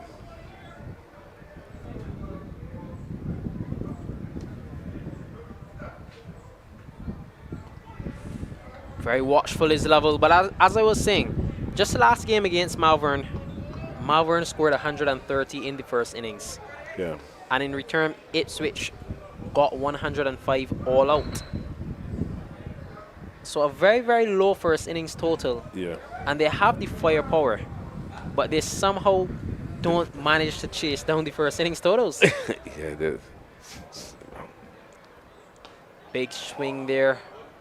They'll get a single. So my question for you, Philo, is from what you've seen, and as someone who's been in the position out in the middle, what went wrong for the Ipswich side? Why are they 106 for 8 in your estimation? I think that they batted a little too defensive, and with the good bowling and field placing by the ESA Pickwick captain and players, by taking the chances that were given, that's pushed Ipswich back. The captain obviously is the person who comes in and plays that kind of attacking role. That did not happen. He got out quite cheaply. So a lot of responsibility on Lovell. If you look at him, he batted 30. He's on 31 from 79 balls. I have not really played a lot of aggressive shots. He's just accumulated his 31 runs quite nicely. Cut nicely through the gap. Just a single though. And you also find that because they have to bat longer for their runs, it's also another psychological barrier. Because I believe at the intermediate level you score runs quickly, but coming to a ground as big as this ground at Weymouth, Ipswich accustomed playing on a small ground. Wayne told me it's barely enough, or it's barely enough for a 4s and 6s ground. If 2 meters or 3 meters smaller, it'll be 3s and 4s. So that also is another psychological problem coming to this big outfield at Weymouth. So the batting will have to readjust, the batters. Oh, and Lovell is out. Umpire Jalissa Hordavon puts up the dreaded finger. Raphael Lovell, that is the big fish. He goes back to the pavilion for a well-played 31. How detrimental could that be, Philo Wallace? Well, they've lost the linchpin. When the linchpin goes, everything else falls apart. But again, he didn't even want to walk. He knows the importance of his wicket. Donald Greenwich, again, smart, wary cricketer, very intelligent young man. Just flighting that delivery up just outside that awesome. Looking to sweep, rather hit the ball through the offside. And the umpire raises that dreaded finger. He has to go back for a well-played 31, as now we see Mr. Experience, Motara. He's going now to the crease. So it's just find themselves now struggling to get up to 128. So Raphael Lovell, he goes back to the pavilion, caught by Rashid Edwin at slip. Let's have one last look at it. Just sweeping at one that is way too full. Yeah, got that bottom edge onto the toe, and then it bubbled up to first slip. The captain is not going to drop that. Certainly not. And it brings new batsman to the crease. The experience. Matara, as you mentioned. Yeah, Zahir Matara. His son is in the CPL. He's obviously tied to the Tridents. Yet to get a game. Hopefully we'll see him playing sooner rather than later. He also went on tour of West Indies as well, to Sharjah. And he's been around the West Indies setup. It's just unfortunate that he hasn't been given a lot of game time. Last wicket for the Ipswich side. This wicket is of huge importance because that would mean that Pickwick secured the first innings. Omar Marshall and Zahir Matara, these two, they surely must get the side up to the first innings. And to do that, they need 21 runs. Do they have the ability, Philo? I believe they do, but ESA Pickwick will be looking to stop it. Oh, they don't. They do not have the ability. Omar Marshall, he has to go back. Rashid Edwin, that is 6. So ESA Field Pickwick secure the first innings points. And those first innings points are of very, very high value. Those could mean in just 2 days' time that they possibly can win this game.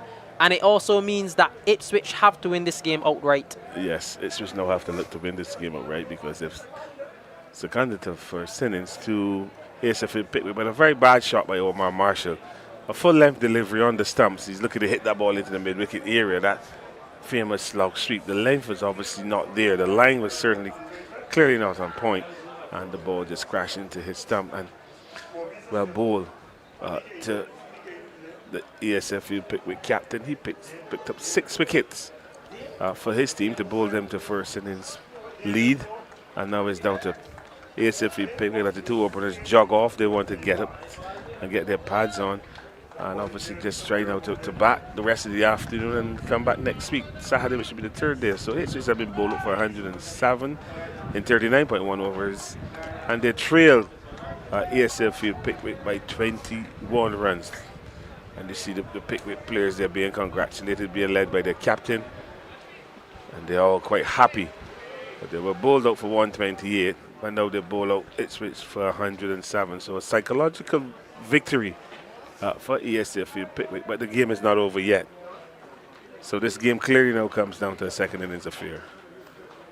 Absolutely. Once again, the Ipswich side find themselves falling short of what is a very small first innings total, as we mentioned.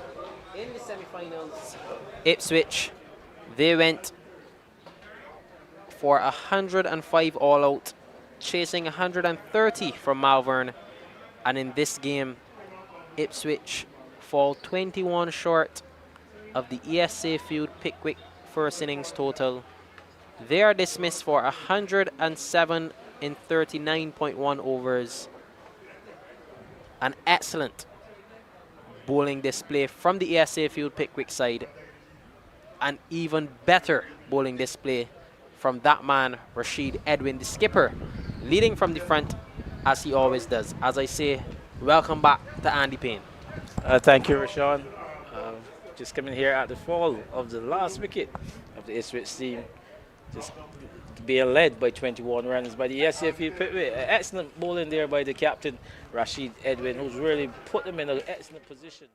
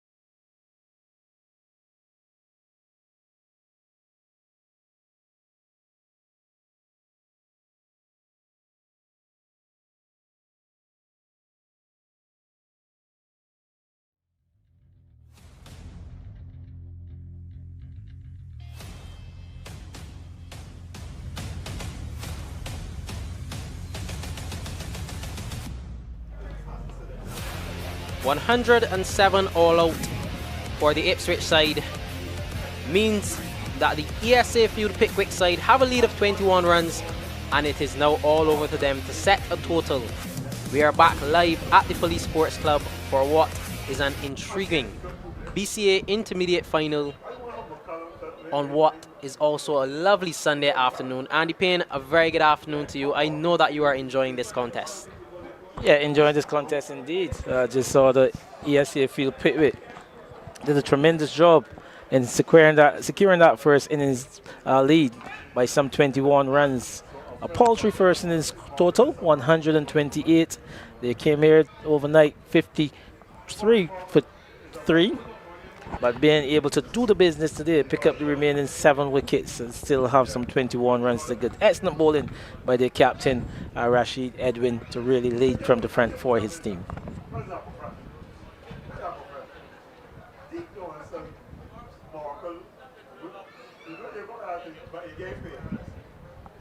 For the second time in this game, the Pickwick openers, they're out there in the middle, and that man with ball in hand delivered last innings for the Ipswich side.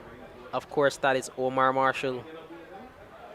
And for the Pickwick side, Kevon Bartlett and Javier Waterman. They're starting with an aggressive field, 1 slip in place and a short leg, backward point, cover, extra cover, long off, mid on, deep mid wicket, and a short mid wicket. Ball 1 starts with a good one.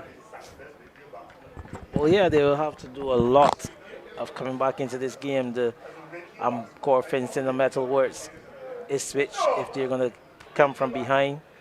Remember, like I said, Pickwick's almost got one hand on the trophy with the first innings lead. Remember, a lead at this game to finish in the draw. Pickwick would have secured the victory and the trophy via that first innings lead. So they've got to really pull themselves together here, the Ipswich guys, and really try to get some wickets here. Flighted Omar Marshall, the man who's full of tricks. He's such a skillful off-break bowler. He picked up the 2 openers in the first innings. Swept. And the ESA Field Pickwick side, they're off the mark.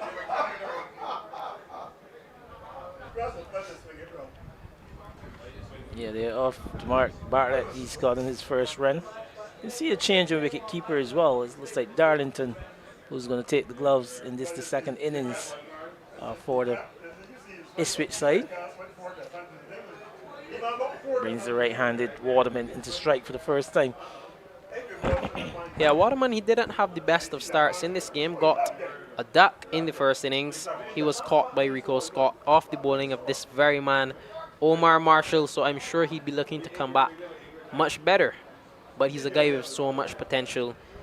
Got 68 from 120 in the semi-finals versus BDF. So I am sure that he would like to bring some of that form into this game to potentially earn his side what could be a trophy and promotion to the higher division of cricket in Barbados. Yeah, a lot to play for, like you said, that trophy and that promotion.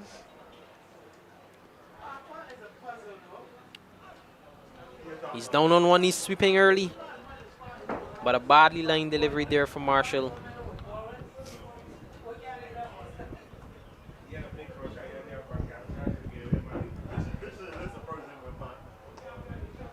He's gotten his first runs in this game. Here, Waterman. Just work that one into the mid-wicket region and come back for 2. So he's off and running. But Marshall, like you said, he's that type of bowler. He's a wicket taker. Bowls with a new ball up front.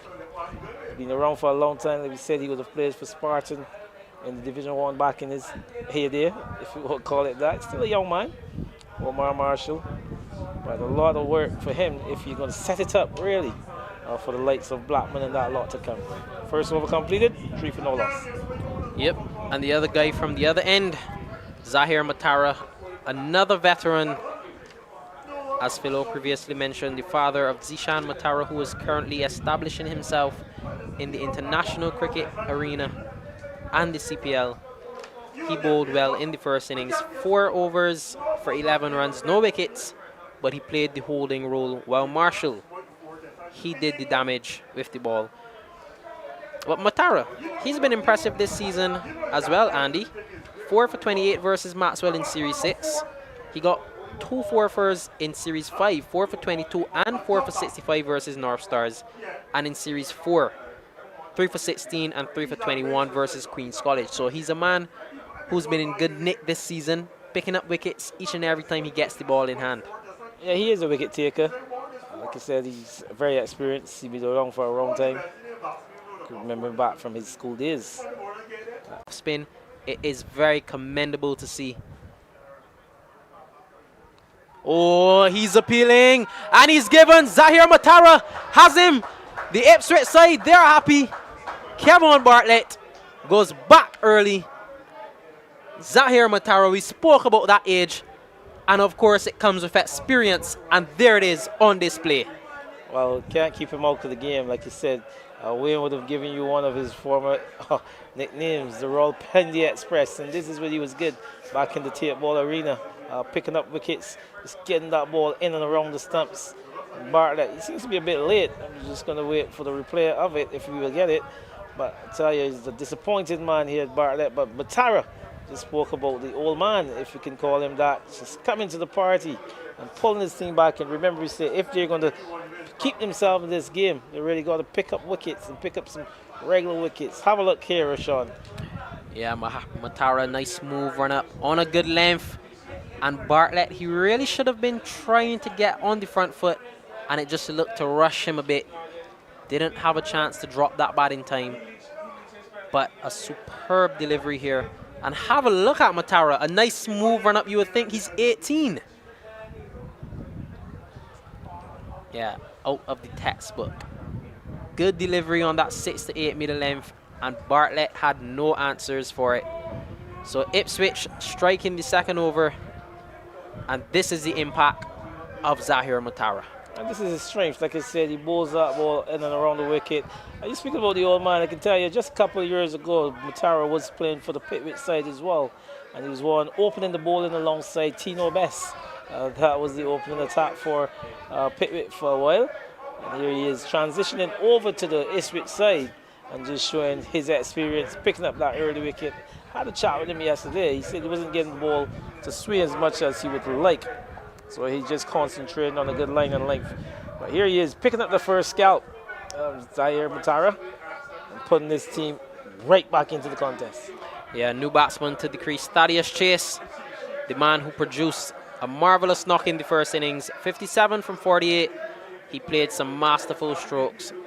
4 4s, 3 6s, and he is in early.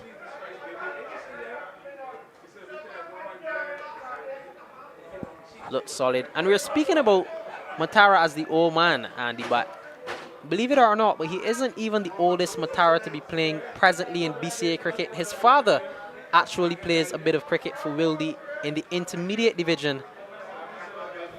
I played against him a couple of years ago as a schoolboy, actually. Samod Matara. Yes. His dad came all the way from India. I can tell you. He's still very active in cricket, as you rightfully said. Struck on the pad, but no appeal there from Matara. It's going down leg. This is a good over so far. The pressure is building.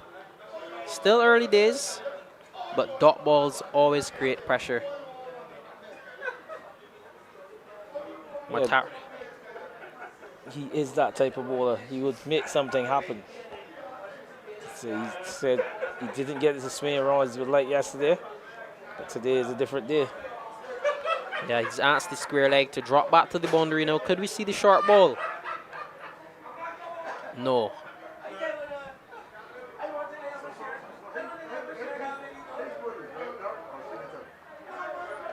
Chase is off the mark.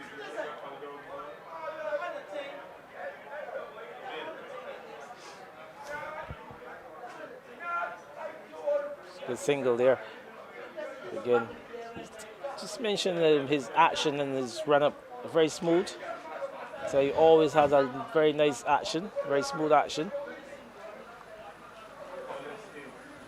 But he's one that you can't keep out of the wickets too long. Motara just made mention of his impact in this Ipswich side over the duration of the season. And this is where the big players come to the party. He certainly is coming to the party. Just one delivery to close out a successful over. I'm sure that the Ipswich side will be looking to bowl out Pickwick for as little as possible. Short ball, pulled uppishly, just falls safely. A sharp bouncer rushing Waterman. And they complete a single. 5 for 1. 2 overs, then a successful one there for Zahir Matara, picking up the wicket. Yeah, very successful over there, bringing his team back into the contest, as rightfully said. Matara just showing his skill set, really. He's also set for the bouncer, setting that man back at deep back with his career. And then he followed up a couple of deliveries later with the short ball, to which the man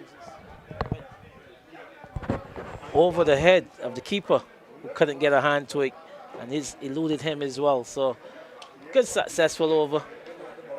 5 for 1 at the end of 2 overs.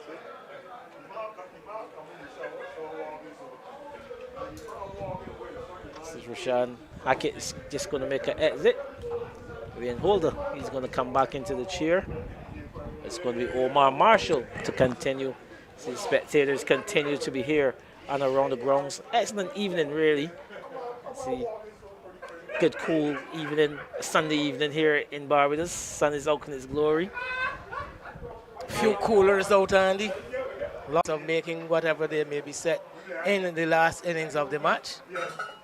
But all that is speculation. The game continues. Yeah, they got a lot to play for. Good work here. Tell you, but that strike by Matara, it was giving them confidence to think that they can keep themselves in this contest. Well, yes, the Ipswich team will tell you, Andy, that they considered their bowling as their major strength. So they're always confident that the bowlers can do the job. You saw excellent bowling from Blackman yesterday. Came into the attack. It's a second change bowler, really. Came in the attack fairly late yesterday. I think he was the last of the bowlers introduced. So Marshall. Marshall normally does whatever he does with the new ball. Once the shine has gone off the ball and Marshall has gotten through that first spell, you'll find that it's very, very unusual that you see Marshall come back in an innings, but there's so many bowling options also that sometimes it's not necessary, and not only bowling options, but these are guys who get the job done. So Chase out, caught at slip. Marshall strikes. That one hitting the outside edge, and he's gone for a sprint. Is he going over into Harrison College, Andy? I can tell you what, that is Omar Marshall. Very animated. You see him run all the way down to that Harrison College region, picking up a wicket. It's a big wicket. Someone in that area must have been heckling him. I'm almost sure about that. I tell you, we've seen quite a few social media reels going around with Marshall and his animations, and this was one of his highlight moments, just running all the way down there to where it would be a wide extra cover position, picking up that important wicket. Chase, he was the main batter for the Pickwick side in the first innings, and he looked very good, but a good delivery, taking that outside edge, and Stefan Holder holding on to a low catch that slip and putting the team Pickwick in further trouble, but really reeling himself back into this contest is the guys from Eden Lodge. So I think we're going to have a look at the first wicket. Matara. No, this is the right-handed batter, so it wouldn't be the left-hander who was dismissed. That was a replay from Matara. Here is with Marshall now, bowling to Chase. As we Marshall getting this one to drift, coming forward off the edge and hold her at first, taking the offering, throwing. It's whatever they want, whatever they set them. You have to remember that's whatever they want, whatever they set them. You have to remember that semi-final game where they struggled to get a small first innings, and then they had over 200 runs to get Ipswich, and they won that game. So all those are good memories of chasing. And you can see there's a lot of energy now. Everybody is buoyant, and they're looking to obviously make further inroads into this ESA Pickwick battle. Well, yes, as I hear Matara. I must say the young turbo. No. Still a turbo, not so young. Good delivery though, just on the top of that off stump. And the young man, Waterman, just shuffling across his crease. It's just good to show that they believe in themselves, the Ipswich side. Getting early wickets, lift the whole attitude, the whole intent of the players. You can see them obviously running and clapping and jumping. Really, everybody's involved now. Beaten outside the off stump, looking to get onto the front foot and then squaring up on the crease. That delivery from Matara. I can remember years ago they used to call him the Swan Street Express. Very much so. Rapid pace. Rapid pace with a tape ball. The tape as well. ball in particular. Ball, yes. But now he's obviously resigned himself now to just bowling good lines and picking up the other wickets. He's into his second over. He's picked up one wicket for 2 runs, and he's causing a lot of problems to young Waterman. Using his skills to get the ball to move around both off the pitch and through the air. He is a bit too short, and also angling down the leg side and just helping himself to a boundary is Waterman.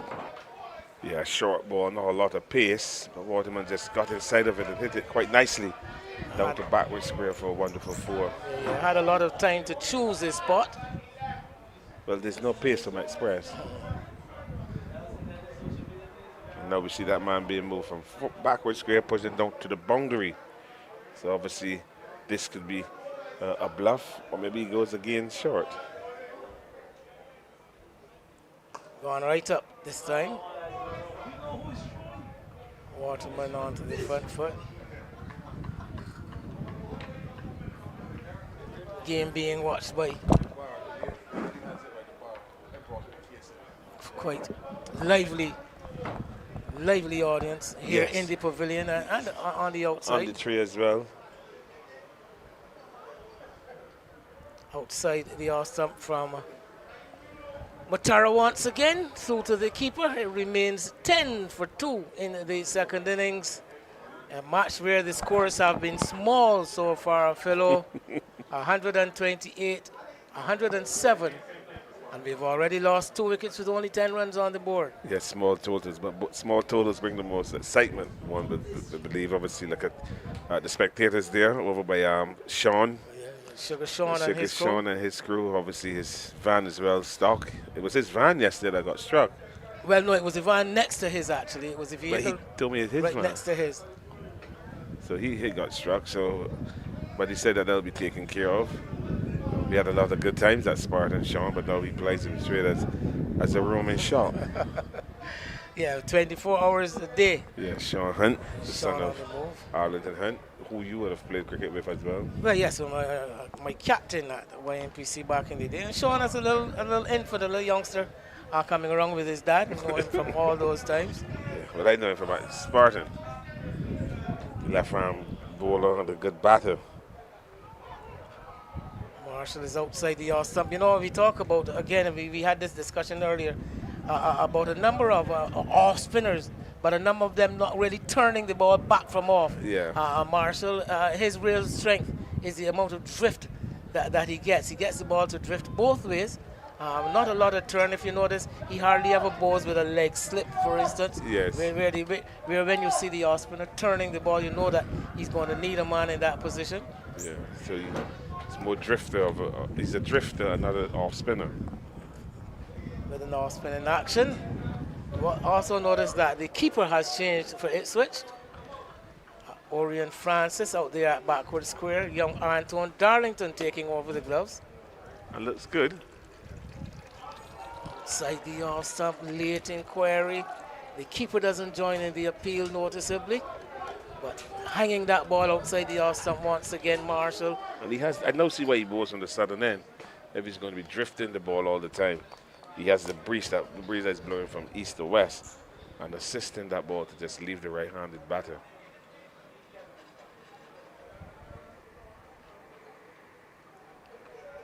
This time the batsman seal it is, getting that left foot a lot closer to the pitch of the delivery. This is good cricket though, right? And if you look at the field placing, it's a lot tighter, it's more aggressive. The forward short leg switched over to silly point, and we see Seal going on to the back foot to a quicker delivery. A little indecision there. Played it quite well eventually out of the middle of the bat. So a maiden over sent down by Marshall. It remains 10-4-2. Yeah, he's bowled 1 over for 3 overs and 4 runs, and he's well assisted by Motara as well. They both share the new ball and they continue to bowl in partnership. Pickwick. The lead is just 31 runs, so in reality they're 31 for 2. And it should be keeping a very close eye on what score Pickwick gets up to, because the more they chip away at it by taking wickets, the less opportunities the SFE Pickwick batters will have to score runs. And I believe that Ipswich might be looking to set a psychological target on which to bowl the ASFE Pickwick team out and give themselves a chance of looking to obviously to win the game. But this is day 2. They come back next week Saturday in on a fresh pitch. Yeah. Gone again. Struck on the pad. Long on to the front foot. I think he benefited there by getting in a stride. I'm almost sure he saw the nod of the head from the umpire. Just an illusion on my part, though. Yeah, it's an in-swinger from Motara, striking Waterman just outside the line of the off stump, and umpire Leach signaling, shaking his head and saying not out.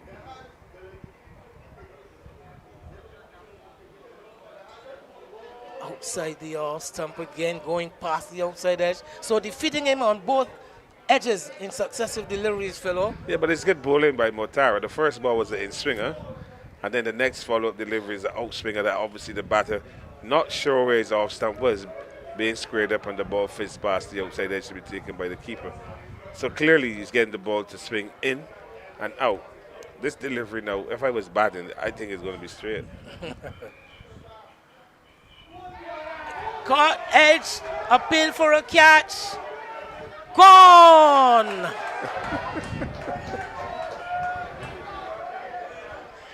Well, that one was straight, fellow, but it must have been straight off the edge. It went low down to keeper Anton Darlington, who went down. I think the indecision may have been if the ball had carried through to the keeper on the full. And I don't know if you're aware of it, but the umpires tend now to cooperate with one another in such decisions. And it may very well be that Leach had a look at his partner at the square leg, Miss Holder Vaughan. She assured him that the ball had carried. There we saw the batsman actually looking immediately on playing forward. We saw his head snap back to follow the ball. That is, again, always a sign, Phil, as we had discussed earlier. Yes, a good delivery from Motara. Just holding the line. The batter playing somewhere inside of it, but the ball took the outside edge. A very good catch. I can see why the umpire was going to check if it carried, because the keeper catched the ball pretty high, but a very good delivery from Motara. And that was a straighter delivery, actually, that took the outside edge. So good bowling, good grouping as well to induce the outside edge from the opening batter, and he has to go back. Not happy, but he has to go on. Pickwick have lost their 3rd wicket. I think the only person he can be unhappy with here, though, is himself. Yeah, his technique was not equipped to handle that delivery. Normally, he should have picked up the line of the ball by moving his back foot across and just leave it alone. But wickets continue to tumble here, fellow. Yeah, the wickets will tumble because the bowlers are bowling some very good deliveries and forcing the batters to use technique. And you're looking at technique that is not so perfect. So once you get good delivery, it's the imperfect technique, but obviously the delivery will win, which results in a wicket. So Jared Jukes, another very experienced campaigner. Yeah, also played a bit of elite cricket as well. The one who no nonsense about her by nature, likes to get on with it.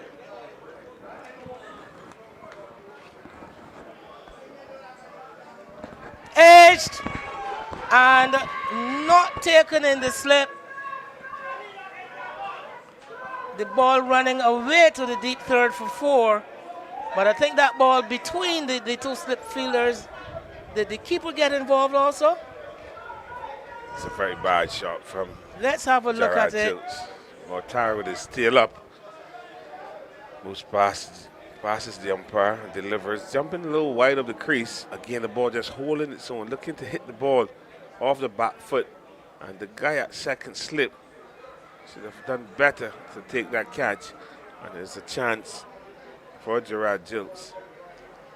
Makes one wonder about the stagger though, because normally the second slip fielder will be expected to be a pace or so ahead of the first slip. So generally the two of them shouldn't be clashing with each other. The first slip normally a bit deeper. That ball was high into his left. And if you look at how they're set up, he's now saying, look, this is where I am. Now they've brought in a third slip. Normally the slips would be in a curve rather than a straight line. But So the ball, it was a difficult take. It was almost perfectly bisecting the two fielders. Yeah, Walker's reserve isolation Cavaliers are 183 for 40. Final. But here at Weymouth, we see a very tight game being played. And also this second division semi-final at Bar Hall. The Barbados National Energy Company Limited, a lot to call. They got 207 for 8 in their 30 overs. And they find themselves at, well, they're all out for 76.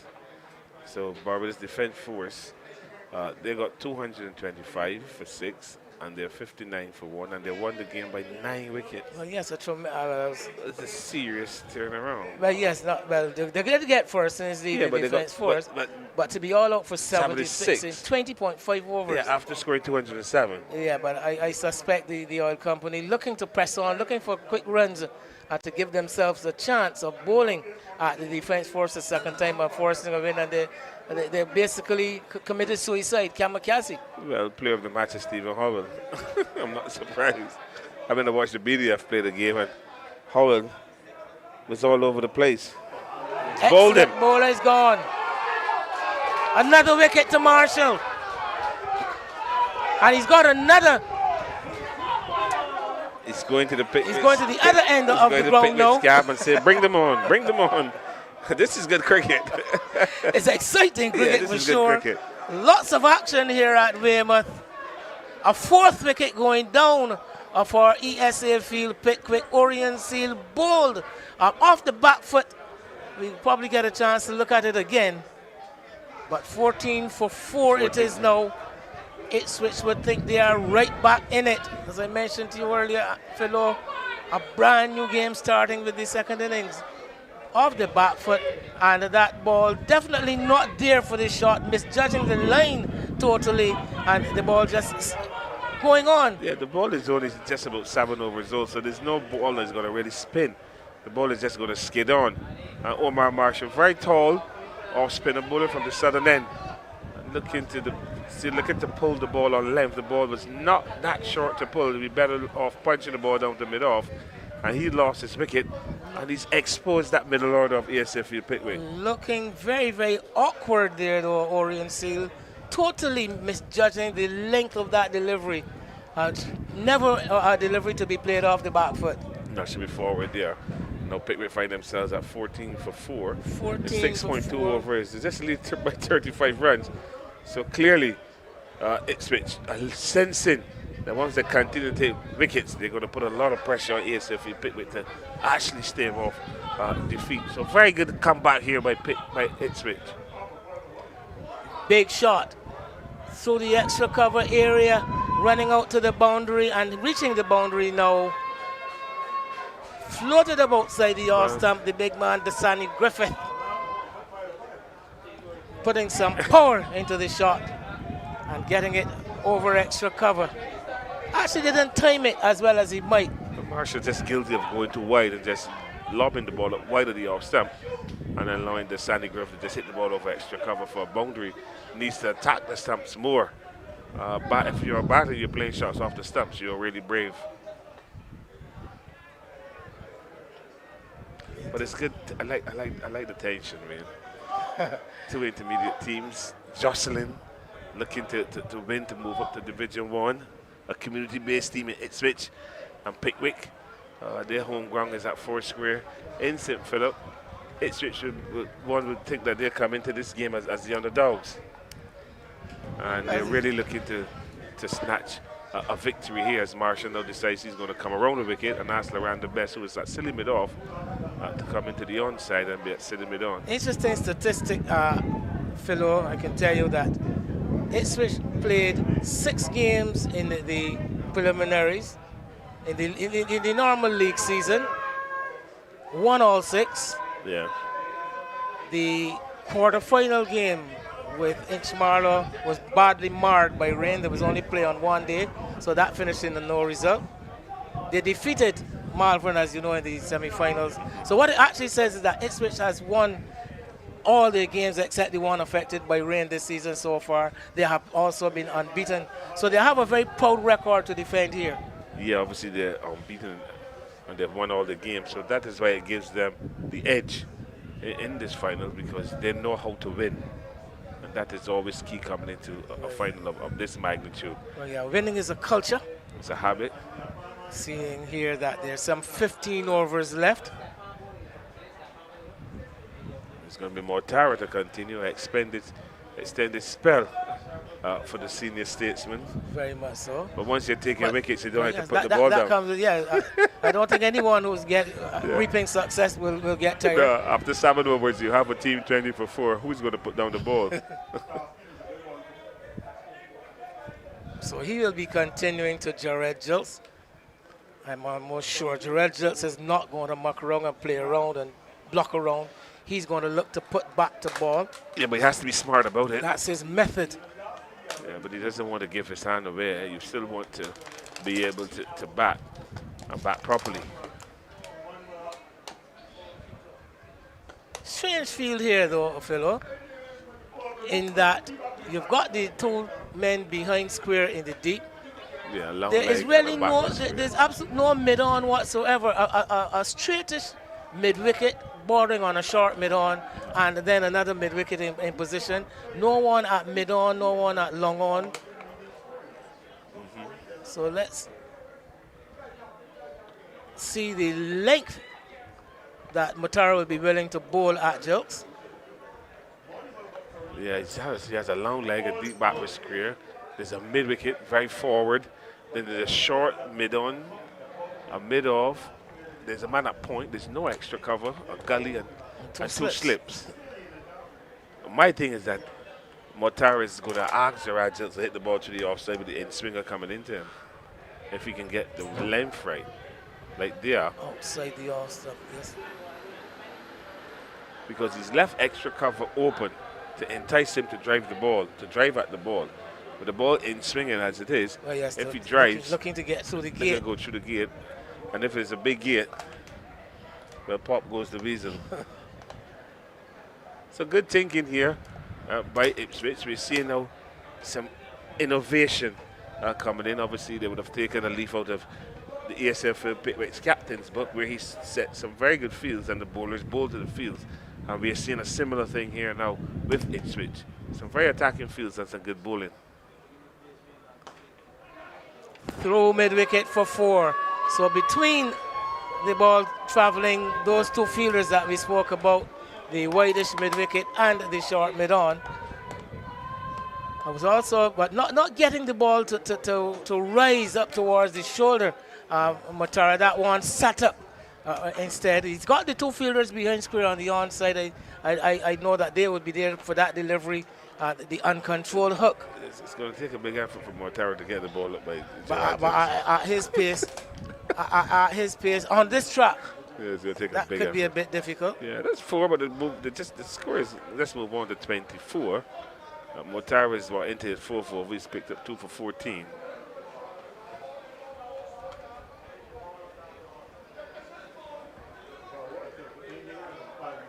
Jokes gets off strike.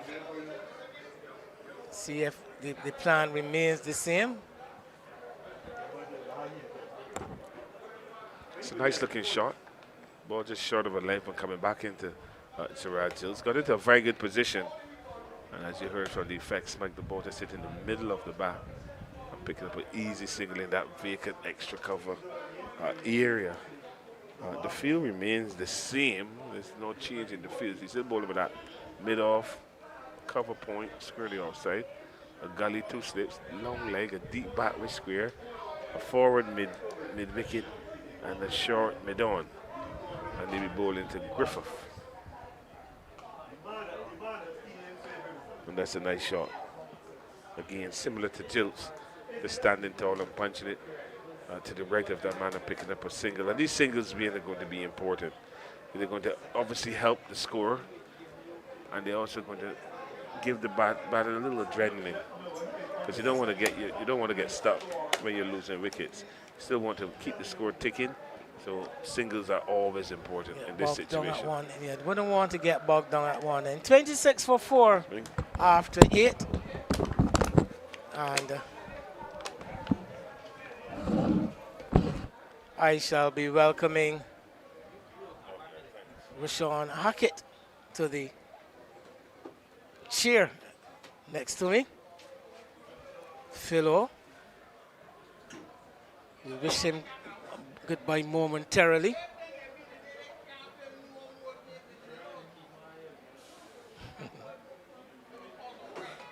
So Marshall, it will be Rashawn.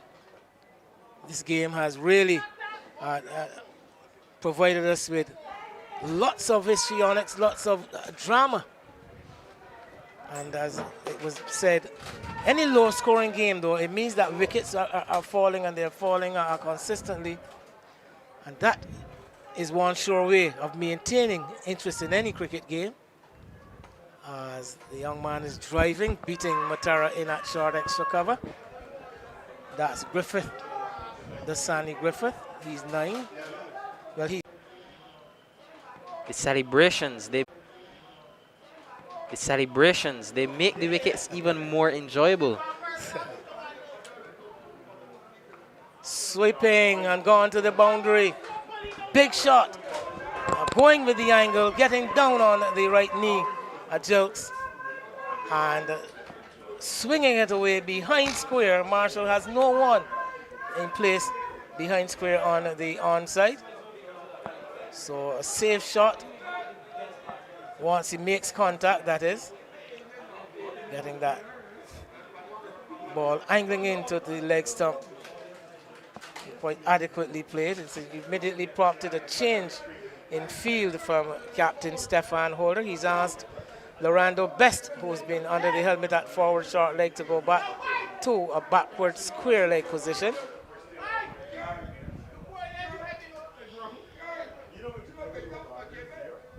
Still the 2 slips in place. I was just about to say, I like the 2 slips in place. Well, Marshall, as we've seen, tends to get the ball to drift. Goes for a big swing, gets all of it, and it's gone for 6. Massive hit by Jared through the wind on the eastern side of the ground and clearing the boundary there by quite a distance. That was huge. That is the first time for this game I have seen someone clear that side of the ground. Let's have a look at it. Down on one knee, swept powerfully, swept high, and it went into the dirt. Wow, that was massive. You said that was big, that was swept, that was Jared Jilks. 19 from 10. I told Philo earlier, his method is not going to be to stick around and juke around and poke around. He's going to look to put pressure on the bowlers. He's fighting fire with fire. But Marshall pulls a flatter delivery. That's a good comeback. This is a really good battle building. Well, yes, Marshall, not looking to float and flight the ball a whole lot, pushing Jilts onto the back foot.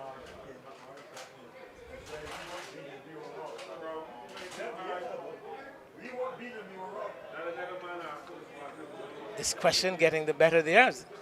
Jilts chooses to gently push this one into the offside. The end of the Omar Marshall over. 4 and a 6 taken out of it. After 9 overs, 37 for 4. Jilts 19. And Griffith, who will have the strike at the start of the new over, is on 8. Leading by some 58 runs. ESA Field Pickwick. The spinners have continued to dominate in this game, Wayne.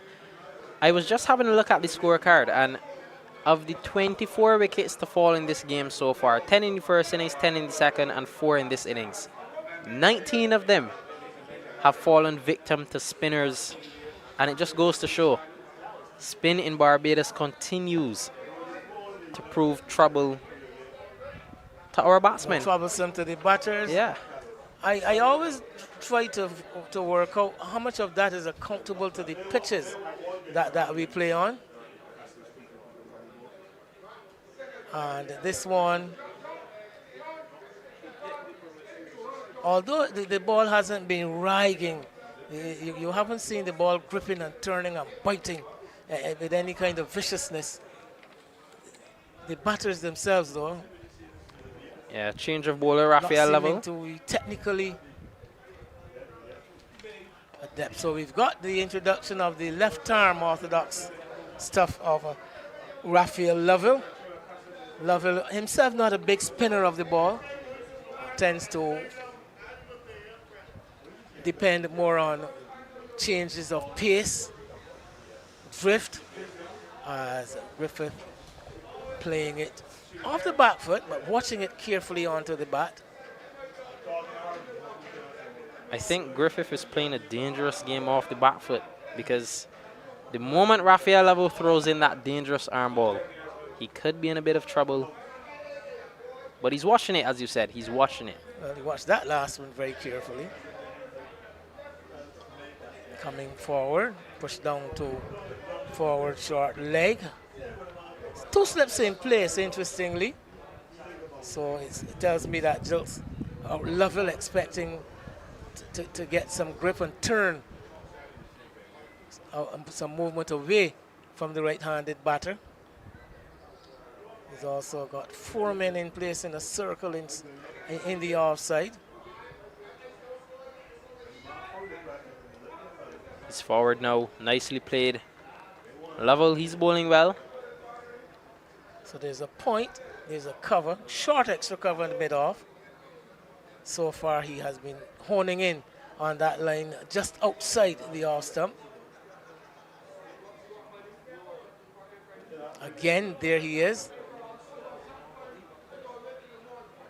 Flat in trajectory, bit of pace on. Not looking to impart a whole lot of spin, Lovell.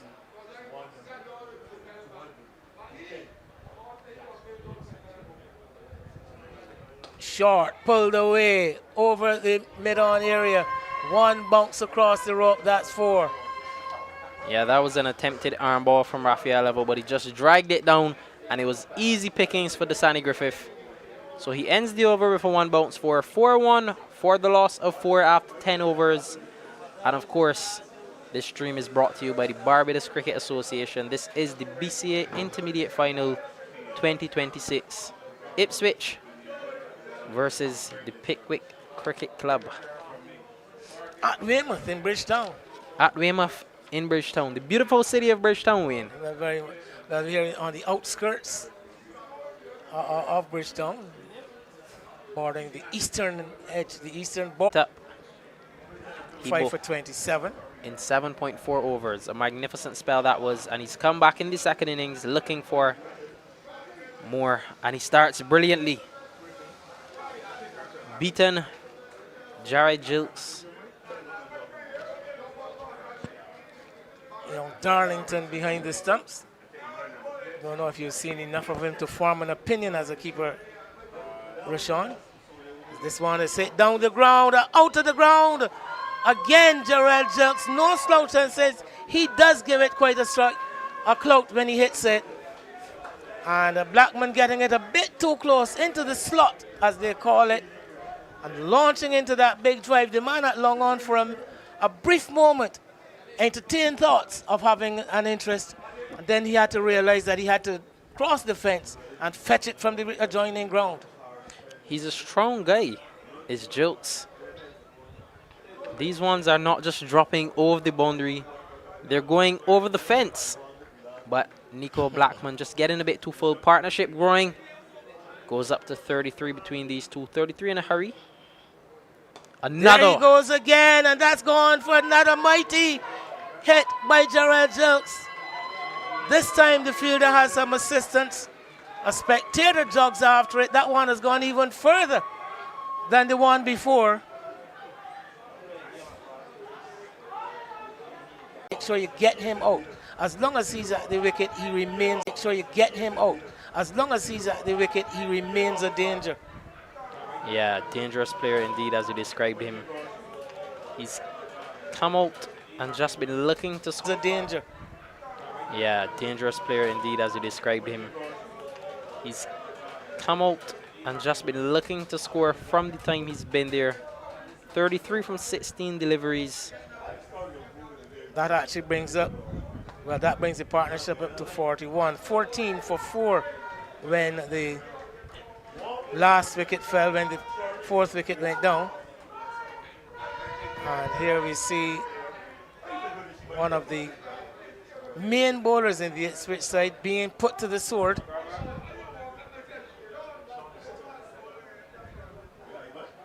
Nico Blackman now bowling to Griffith.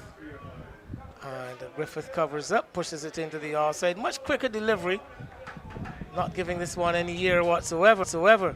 Holder getting out of the over. Blackman, another good one for ESA Field Pickwick. 56 for 4. The lead now up to 77, and Pickwick breathing a much easier. A successful over there for the ESA Field Pickwick side. And that man, Jared Jokes, 15 from it. 2 sixes. Good bit of work here, though, from young Raphael Lovell. Well, yes, one of the younger bodies on the field. Ipswich. Some very experienced campaigners. The likes of Jamar Lane, Lorando Best, Zahir Matara, Stefan Holder, all well into the 30s, and in the case of Matara even further on.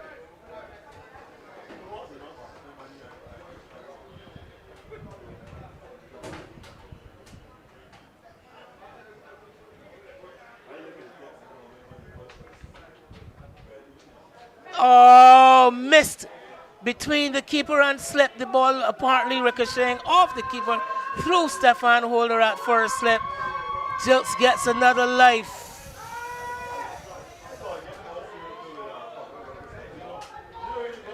Jilts, he seems to be a crowd favorite, Wayne. A lot of screams coming from downstairs. Well, he's got his fan club. Yeah, look at those supporters there, keeping a lot of noise after each and every shot. That's a part of the Pickwick contingent, for sure. Well, there's a mixture of Pickwick and Ipswich there. A battle on the field, but off the field, it is nothing but love. Faster and put away. Short. Into the hands of that man. Magnificent catch. Magnificent. Now we're going to see brilliantly taken by Rico Scott at deep mid-wicket. The batter is remaining in the middle. A decision will have to be made here by the umpires. From what we saw, it was a cleanly taken catch. What he did, he took the catch inside of the rope, threw it into the air, stepped back off the field with the left foot, returned to the ground and took the catch. That is how I read it from here. The umpire has asked for the ball and will consult with his partner. The Ipswich players obviously are adamant that the catch has been taken. Jilts in the meantime. She's a top camera. There we see the catch taken, thrown into the air, the left foot back onto the field, the left foot outside of the ground, back into the field and the catch. That is IPL stuff, Rashawn. Magnificent take by Rico Scott, and Jarrell Jilts has been given and returns to the pavilion. Yeah, I don't know why he's upset. He certainly was out there. Let's have another look back at it. A short delivery that I thought was put away for 6.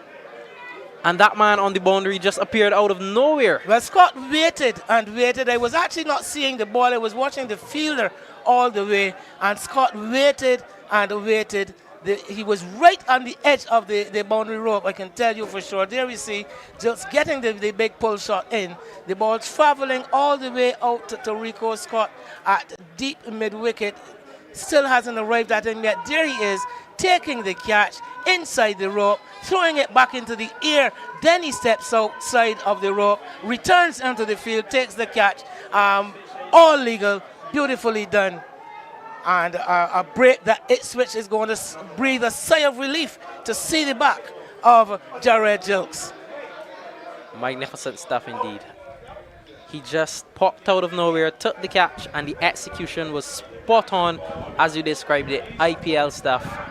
You could not have asked for anything better to dismiss that man, Jared Jilts. He was looking threatening, but in the end, he has to go back to the pavilion. That man, Raphael Lovell, has the last laugh. Rashawn, outside of what happened on the field, I think the star of the show here, though, is our cameraman, Cheese. Cheese. Yeah, he did some great camera work there. Jamal, yes. Fantastic stuff to bring it all for us and made the job so easy for us. Of course, the umpires do not have the benefit of consulting the replay that we saw, but what we can assure anyone who saw it, actually, not only you and I, that the umpires did come up with the right decision, and that is the important thing. Whoa. Raphael Lovell has his first wicket. It is his first wicket. And who is joining the Sandy Griffith? Is this Darnell Greenwich? I believe it is, if the shoes are anything to go by. Yeah, very colorful shoes here. Darnell Greenwich, he's the new man to the crease. Lovell is into him. So he is another player, I suspect, who would want to get on with it. He's not going to slouch around and push around either. So the Ipswich team have their work cut out. They have been picking up wickets, but as long as the players, the likes of Jilts and Greenwich are at the wicket, runs will certainly be coming. As he struck on the pad, stifled appeal coming from the fielders. That ball clearly heading down leg. It's 58 for 5. This game has been a close one throughout. Lovell opting to play ball around the wicket. This time, bowling it into the pitch, and Greenwich happy to keep it out of his wicket. Into the outside it goes. The end of a successful Raphael Lovell over. And at the end of it, ESA field Pickwick in their second innings, 58 for 5. At 21, 79 in the lead. In a match where the highest score so far has been 128. Yeah, 79 for 5, pretty much. There are runs on the board, though. As we know, runs on the board are always there. And it will be over to Ipswich to chase off each and every last one of these runs scored by the ESA field Pickwick side. But it's that man, Nico Blackman, to continue. After being dominated in the first over by Jared Jilts, he'll be bowling to. Well, yes, as I said, with Jilts out of the way, I'm positive that Ipswich will be breathing a lot more easily. Jilts was a danger.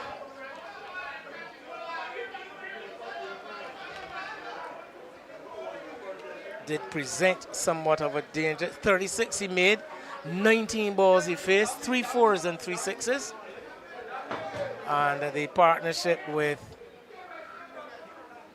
Griffith were some 44 in just 5 overs. Good work being done there by Marshall. Couple of runs there to Griffith. Again, Blackman guilty of straying down the leg side.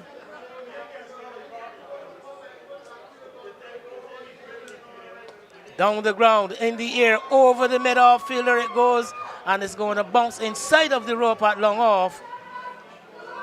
So with the fielder in at mid-off, Griffith taking his chances, going the aerial route, and quite successfully played. I'm almost sure now the fielder is going to be pushed back, now that Griffith has shown that he has the ability to strike the ball over the top.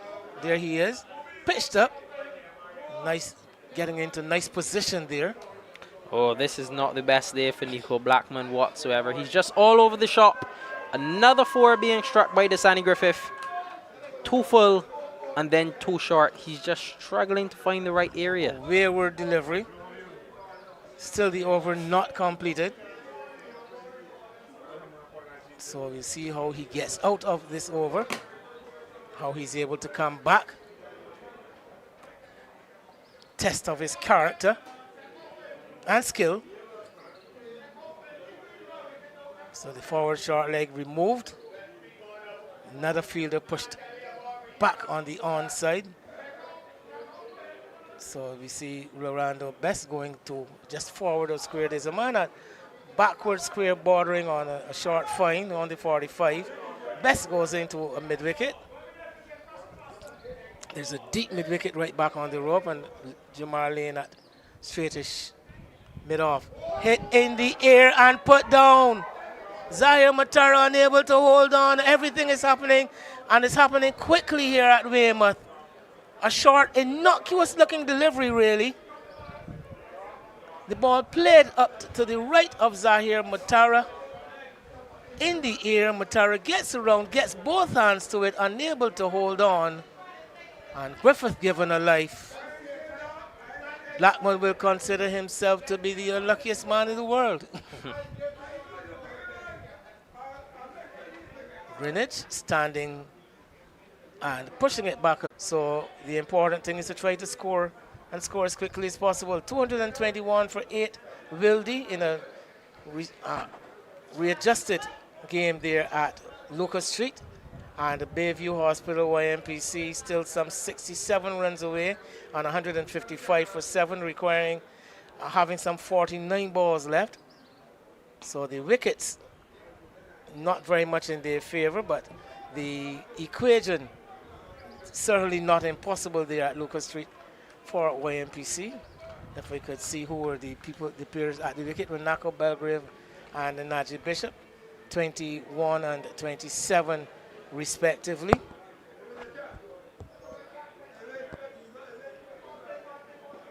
So Greenwich comes on strike after that single by Griffith.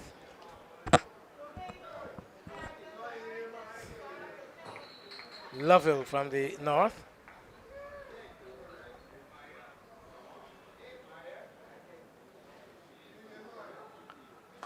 Floated up, stroked up to Marshall at extra cover.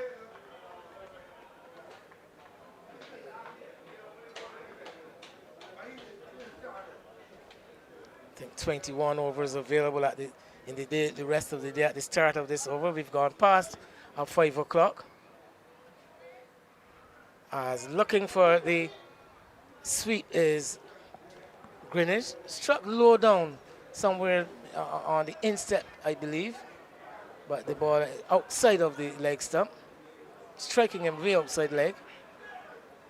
I think the bowler should be lucky he got away with a full toss outside the leg stump. It cost him nothing. Short, slashed away into the offside. Chase for the man from cover. That's Giovanni Ford Watson. Pulls it back. The batter is complete 2. Yeah, good shot there from Greenwich. Just giving himself some room on the back foot and cutting it away. Just had a shot of some activity on the highway, just outside of the Weymouth ground. Looking for the big drive is Greenwich. They're thinking of going for a single. He's somewhere down the track, but the return is not in time at the striker's end. Don't think he had actually gone beyond the point of no return. Committed himself to that, looking for that sharp single. I think looking for the single on the misfield, Rashawn. And Griffith had made up his mind that there was never a single there. So Greenwich having to scramble back into his ground.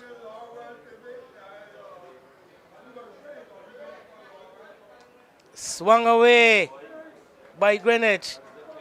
Getting this one a bit too straight. And getting that left leg across the wicket and swinging across the line was Greenwich. I think taking a chance there. Although the delivery appeared to be outside the leg stump, making good contact and getting it into a vast open area behind square for 4. So the boundaries continue to flow for the Pickwick side, and with the game now heading down to the end of day 2.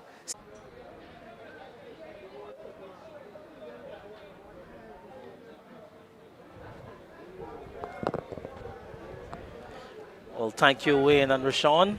As Philo Wallace has joined me, just like he said, to try to take you through to the close. You see Griffith, the keeper, just saying a sweep there. Just await the signal from the umpire. Spice being signaled there. Philo find themselves now at 78 for 5. A lead of, let's get that correctly there for you. A lead of 97 runs. Well, you see it at this stage, Philo. Well, the game is still wide open. When you look at it, Pickwick, ESA Pickwick will be looking to get themselves into a position where they believe they can bowl out Ipswich in their second innings.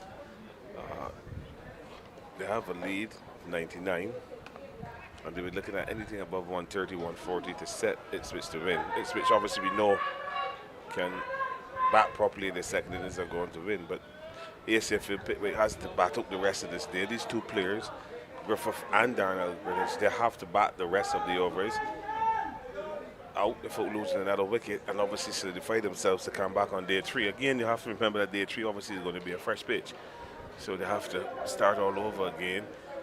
But this has been very good cricket. This is good competitive stuff. As Motara in the second spell is a spinner, and that is a missed stump. Yeah, Motara is just showing his all-round skill set, coming back in the second spell, bowling some off spinners. You saw Blackman, the 5-wicket haul taker in the first innings. He's gone expensively. And as well as Darlington, he's the keeper filling in for Orion Francis, who would have done the duties in the first innings. Yeah, we haven't seen the captain yet. Stefan Holder's not bowled, but a good ball, looking like a leg spinner there now. So he's mixed his deliveries up. And Griffith given a chance, just easing that ball into the leg side. So that lead now moves, what, to 100 it is? It's for the 100, yes. Yeah, so it's 100 runs up. That's where you got the applause from some of the ESA Pickwick spectators that are gathered on the western side. Yeah, the lead of 102 presently. Greenwich comes long forward. Yeah, they hardly use the dressing rooms. They use that area over yonder to my right. This on the western side is the dressing room. Everyone is there. I saw Orson Simpson, who's just been given an honorary life member of the Barbados Association. So he's here as well to lend his support. Obviously a former Pickwick player. I want to see Pickwick get up to actually win this game to move to Division 1. Yeah, a lot to play for, say to get promoted into Division 1. They've already got an elite team, but these guys will probably want to have an elite and a first division. I would say that a couple of teams already have that. Yeah, make it a little easier for guys to be, obviously not selected, because I find that this year what I realize is that some elite teams played the same 13 for the entire season, which is 9 matches. And sometimes you believe that a fella should, can come down into a Division 1 setup and get some much needed runs or form, and then come back up And obviously Pickwick, ESFE Pickwick, we're looking to get up to Division 1. So that gap between elite and Division 1 is not so wide. The gap between elite and intermediate, it's a different type of gap. So just want to narrow that gap a bit. So it's good cricket, good riveting cricket at the lower level. And I like the competitiveness of both teams. So exceptional catch as well to dismiss Gerard Gilts. And I like good composure and obviously awareness by the fielder. And I like that you mentioned that gap, Philo, because I had dialogue with some people yesterday. I mean, when we speak about that elite to intermediate division, as you're seeing these guys here now, and question came out of shouldn't there be something like an upper intermediate, which is just rivaling the first division, like for teams, you know, you have the likes of Malvern and North Stars, Ipswich are here presently. I mean, some teams should be doing pretty well in the intermediate division, but they're still playing against some lesser teams. Yeah, I think that when you look at it, teams have to improve. If you're going to bring another upper division, then you're just going to keep the cricket too wide and water down the cricket. I think if you make it as competitive as it is, with obviously space is tight, I think he's going to be given out. Umpire Leach has raised that dreaded index finger. Griffith looking really well, playing nicely, and get ahead of himself, looking to sweep the ball into the leg side. Has been hit and there's a judge LBW by umpire Leach. And now Pickwick, after a little partnership, a little consolidation period, they've lost Griffith via the LBW route. Yeah, like you said, a real lapse in judgment there from Griffith. But as you can see, Lovell, who we've seen ever since yesterday, Philo, he's one of those tighter bowlers. So a shot of that nature probably not on against that type of bowler. Well, at this time of the day too, you're looking to come close out the day and come back next week and obviously reassess your position. But what they've done with that dismissal of Griffith, they've now given Ipswich a sniff to even get another wicket or two. We're watching the replay here, as you see, the left arm spinner, just nice solid action, just coming over the top. Full length delivery. Griffith looking to hit that ball into the leg side. Umpire, the players is appealing, and the umpire affirming the appeal by raising the index finger, so he has to go. Pickwick now find themselves in a little bother. Yeah, I think it was a similar dismissal for him yesterday to Raphael Lovell as well. So obviously not picking the length of Lovell.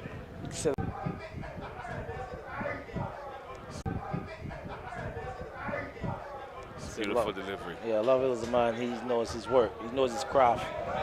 See him just bowling straight at Griffith.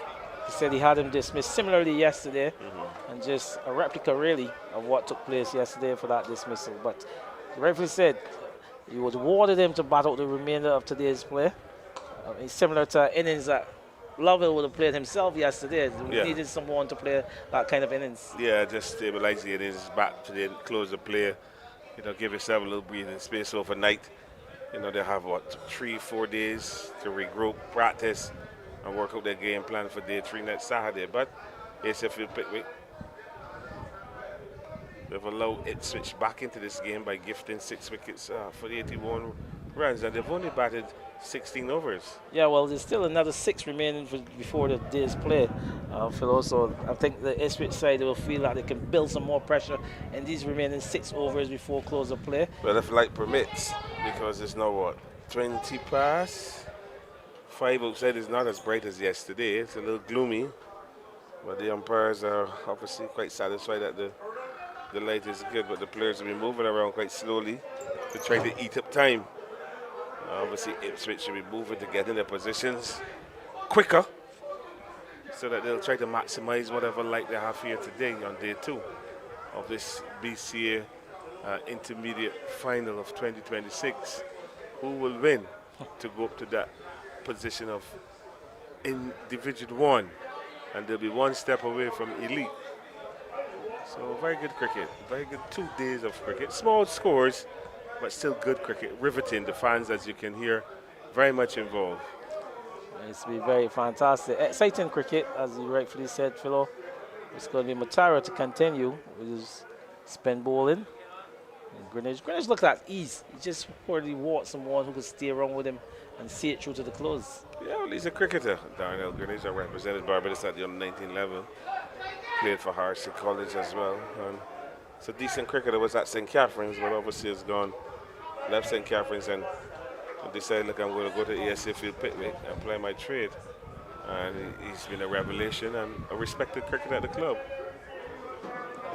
Good cricketer indeed. Used to be a La Farm seamer. Used to be, that's past thing. We used to be a lot of things. You know? Transition into slower bowler. Wrap on the pass. On move on this occasion is Jaleesa Holdavon, the umpire, from that to solid in. Yeah, she's had a solid game. I'm quite impressed with her attitude as an umpire. She's not, she's not being rushed or bellowed into her decisions. She's standing very firm.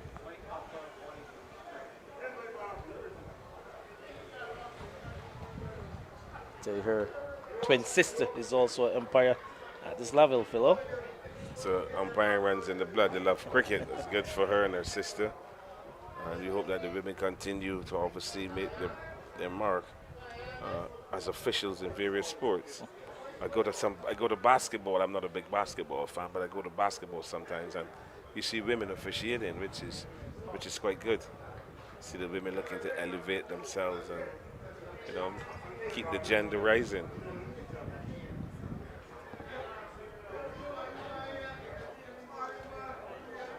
Matara, full on screen. He said, open up the ball in with his medium pace, and made it early in rows really for the Pickwick side with his medium pace. Yeah, he had a good opening spell, Philo. Yeah, he's versatile. Matara really enjoying it. There's a big smile on his face, given the opportunity to open the ball in with Omar Marshall. With success, push ESA Field Pickwick back by picking up 2 early wickets. They're now at 8. It's got Raphael Lovell to continue.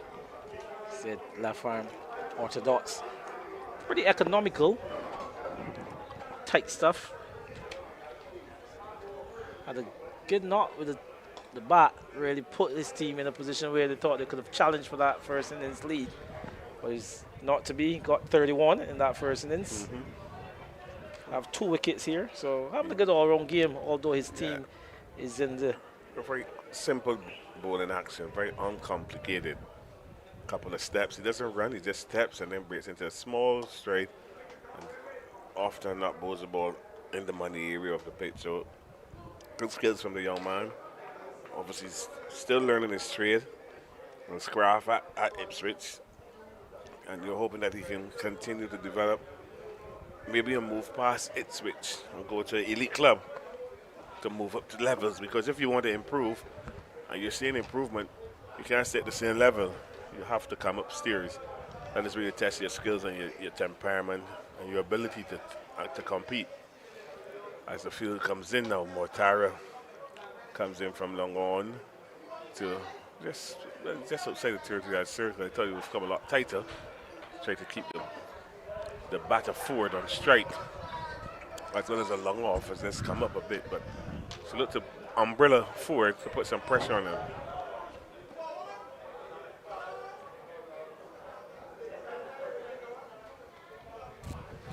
I wouldn't even mind if you stick a man in front, move the bat apart from the onside and put him in the offside, just to create that doubt and forward coming forward. And these are the kind of things that ESA Field Pickwick captain would have been doing would have done when Ipswich were batting. But Stefan was a bit more relaxed, not as aggressive in field placing.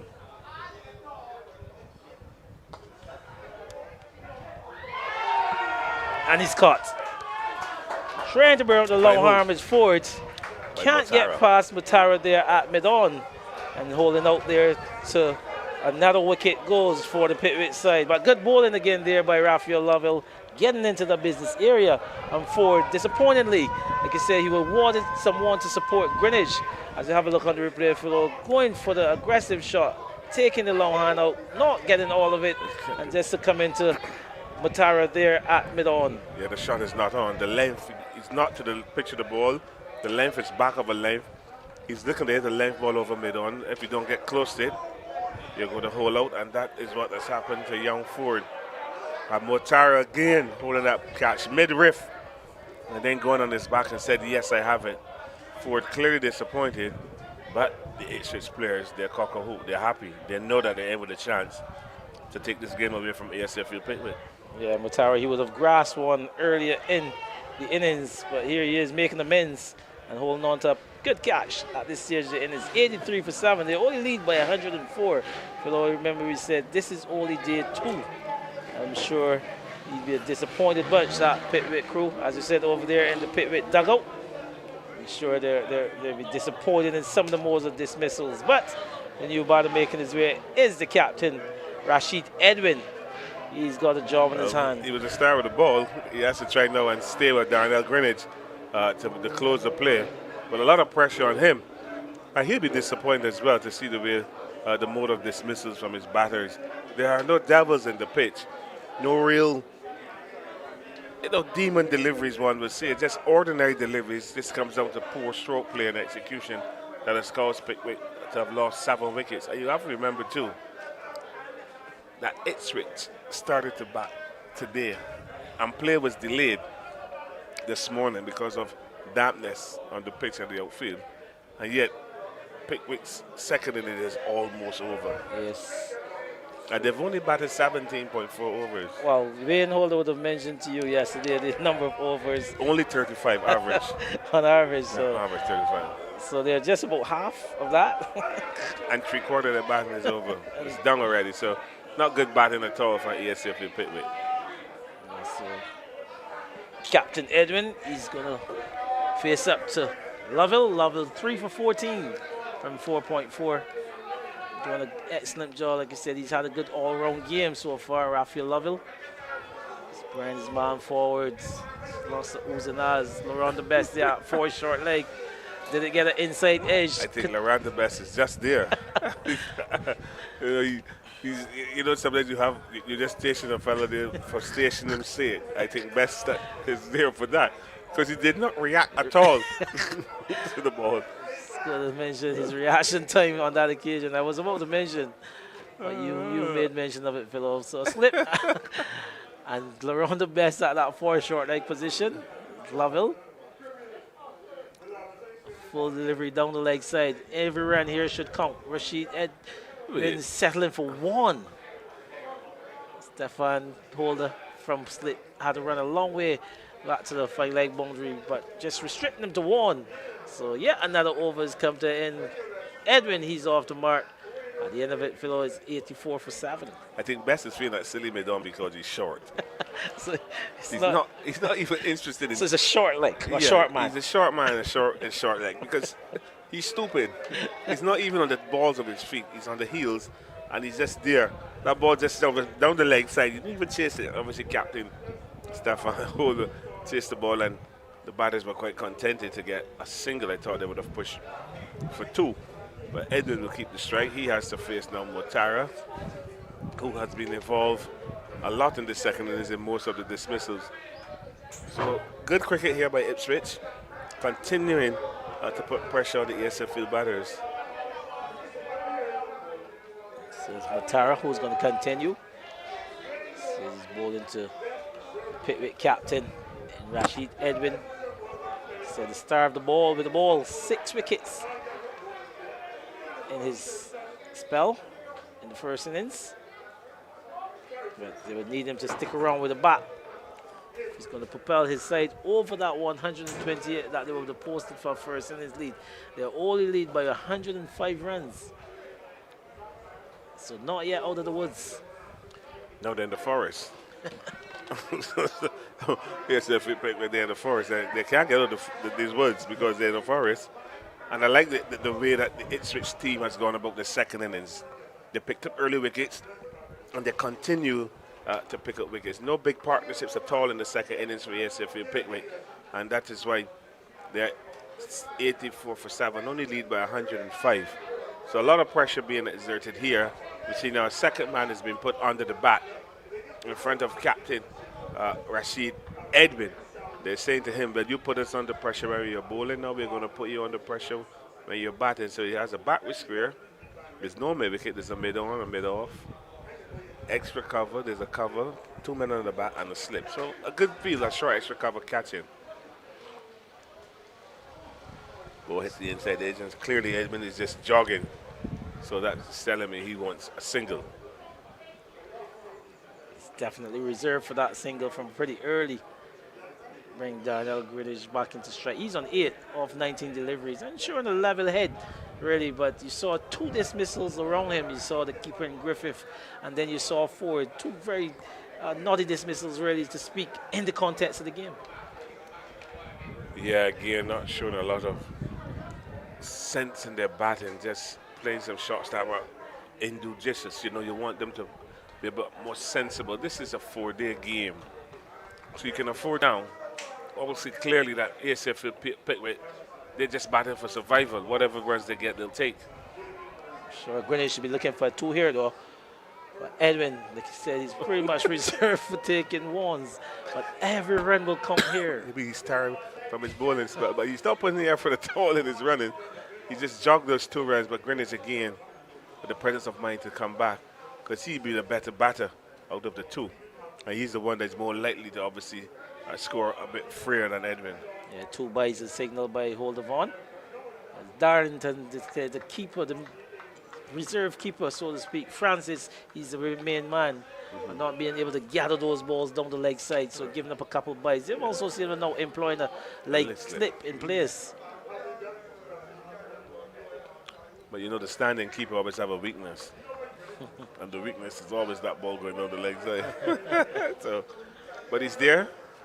He's obviously substituting for the regular keeper. They must commend him for the effort that he's put in so far.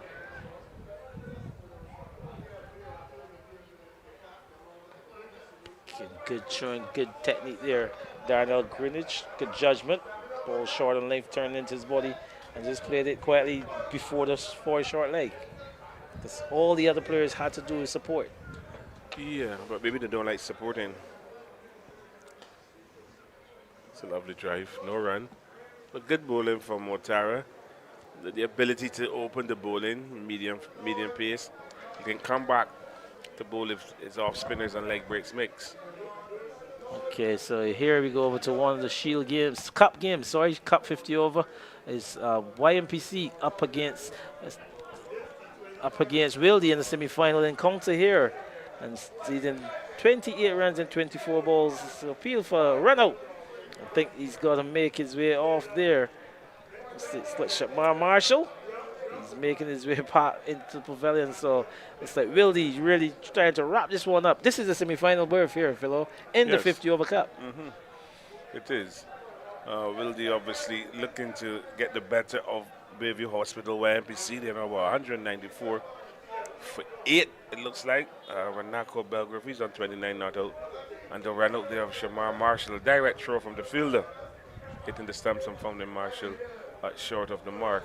Tariq Onik is going for some tap as well. Now normally see him so expensive. Not generally. So back here live, a man who's been pretty tight. 3 for 15 and 5 overs, doing a great job for his team, Raphael Lovell. You have a very good weekend sleep. We'll come back next week and just polish it off. But he's bowling well, good control. Not giving anything away. He's asking the Pickwick captain, Rashid Edwin, if you can do it, I can do it too. Remember Edwin in the first innings at Ipswich first innings, picked up some 6 wickets. He was a destroyer. And now Lovell is showing him that he can do it with 3 wickets already. Yeah.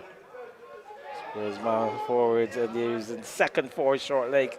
Again, he reacted this time, but not being able to hold on to that. That looks like Blackman. He's It man, is Blackman. yeah, stationed there at a backward short leg, so to speak, Philo. You would never expect Best to react like that. That is Blackman ball going to his left and not being able to hold on to it. And one would think that that was a chance that meant a begging. So it's just Edwin. He's intent on coming onto that front foot. Coming on there a bit early. Obviously, these balls are coming in with the arm. So he's got 2 men there, that short leg, 4 short leg, backward short leg, and he's also got a leg slip in place. So this is good bowling here by young Raphael Lovell, asking questions of Rashid Edwin. Yeah, very good bowling. Edwin just lunging on the front foot, the ball is spinning and bouncing, and He has to be very careful here, Edwin.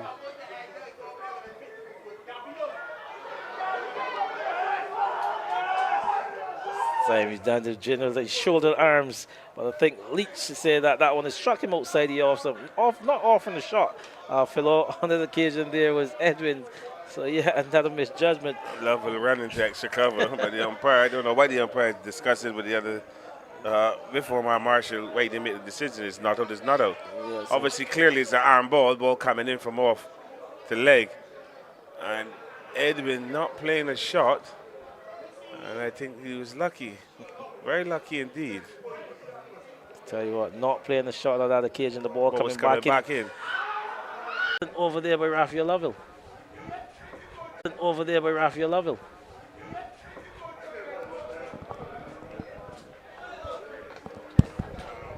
So we continue here at Weymouth. I've just had a little pause in transmission. But the Ipswich team, they're all over ESA Pickwick. They're not giving them anything. We saw Raphael Lovell there with two very good appeal. But the umpire said not out. But they're rather close. But it's good bowling from the young man. Good control, left arm orthodox, slow bowling. Not a big turn of the ball, just bowling in good areas and getting the ball obviously to respond. I'm sure you're definitely going to have a word with young Lovell before the conclusion of this match, Philo, because you've seen something in him. You've seen him that ability yesterday to close out the innings. He showed good temperament. Came back today, got 30 odd, and now you've seen him with the ball. So showing a good all-round talents, really. Yeah, he is a cricketing talent. And, you know, once you can get into his head about what he wants to do, then you can chart a path for him, because he clearly has the ability to bat, bowl, field, and I like his calmness. That is always a sign of a good cricketer under pressure, how calm that player stays. You've seen the bowling change from that to sudden, then it's Jamar Lane. Just channeling some off spinners here. Where, like you said, just 2 overs remaining. Well, just 1.3 now. Phil, so just probably just trying to buy a wicket, and it's the final over. It's gone past the 5:30 time. So the lights really come back out. The sun has really came back out in its glory here, Philo. Yeah, the sun is actually gracious here with his presence at Weymouth. As Daniel Greenwich allows that ball to just go spin down the leg side, the keeper takes it quite nicely. And this always happens, you know. You get a gloomy day starting, and then as if the evening breaks in, you get a lovely sunny evening. And good spectators as well, good crowd. And some of the players from the other game across at Queen's Park, they've also come over to have a look at, and it's always interesting and good to see other players are coming to watch cricket. So, and that one of those second division semi-finals that you spoke about, the Barbados Defence Forces got the better of BNECL, so they've made their way into the final. Just we'll wait to see the other result.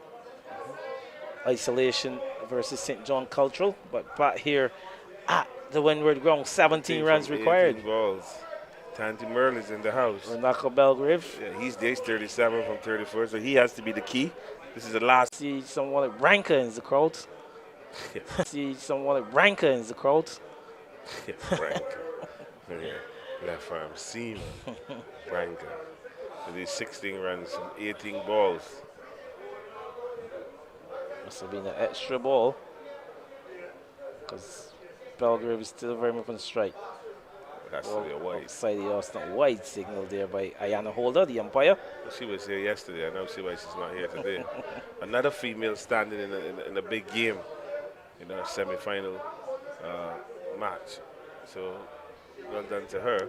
So 15 from 18. 2 extra balls being bowled at the start of that over from Jaden Leacock. So probably feeling the pressure there, Philo.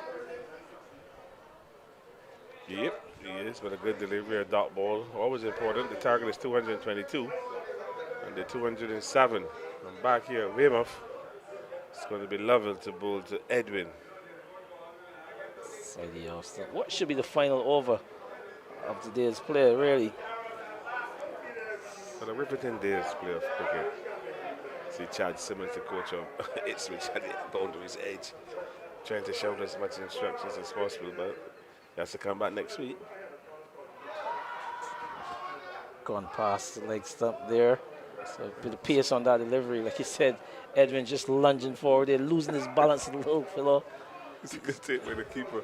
I like it. It's pressure. You know, Edwin is trying not to let that ball in his pad. Can he survive 4 balls before the close of play?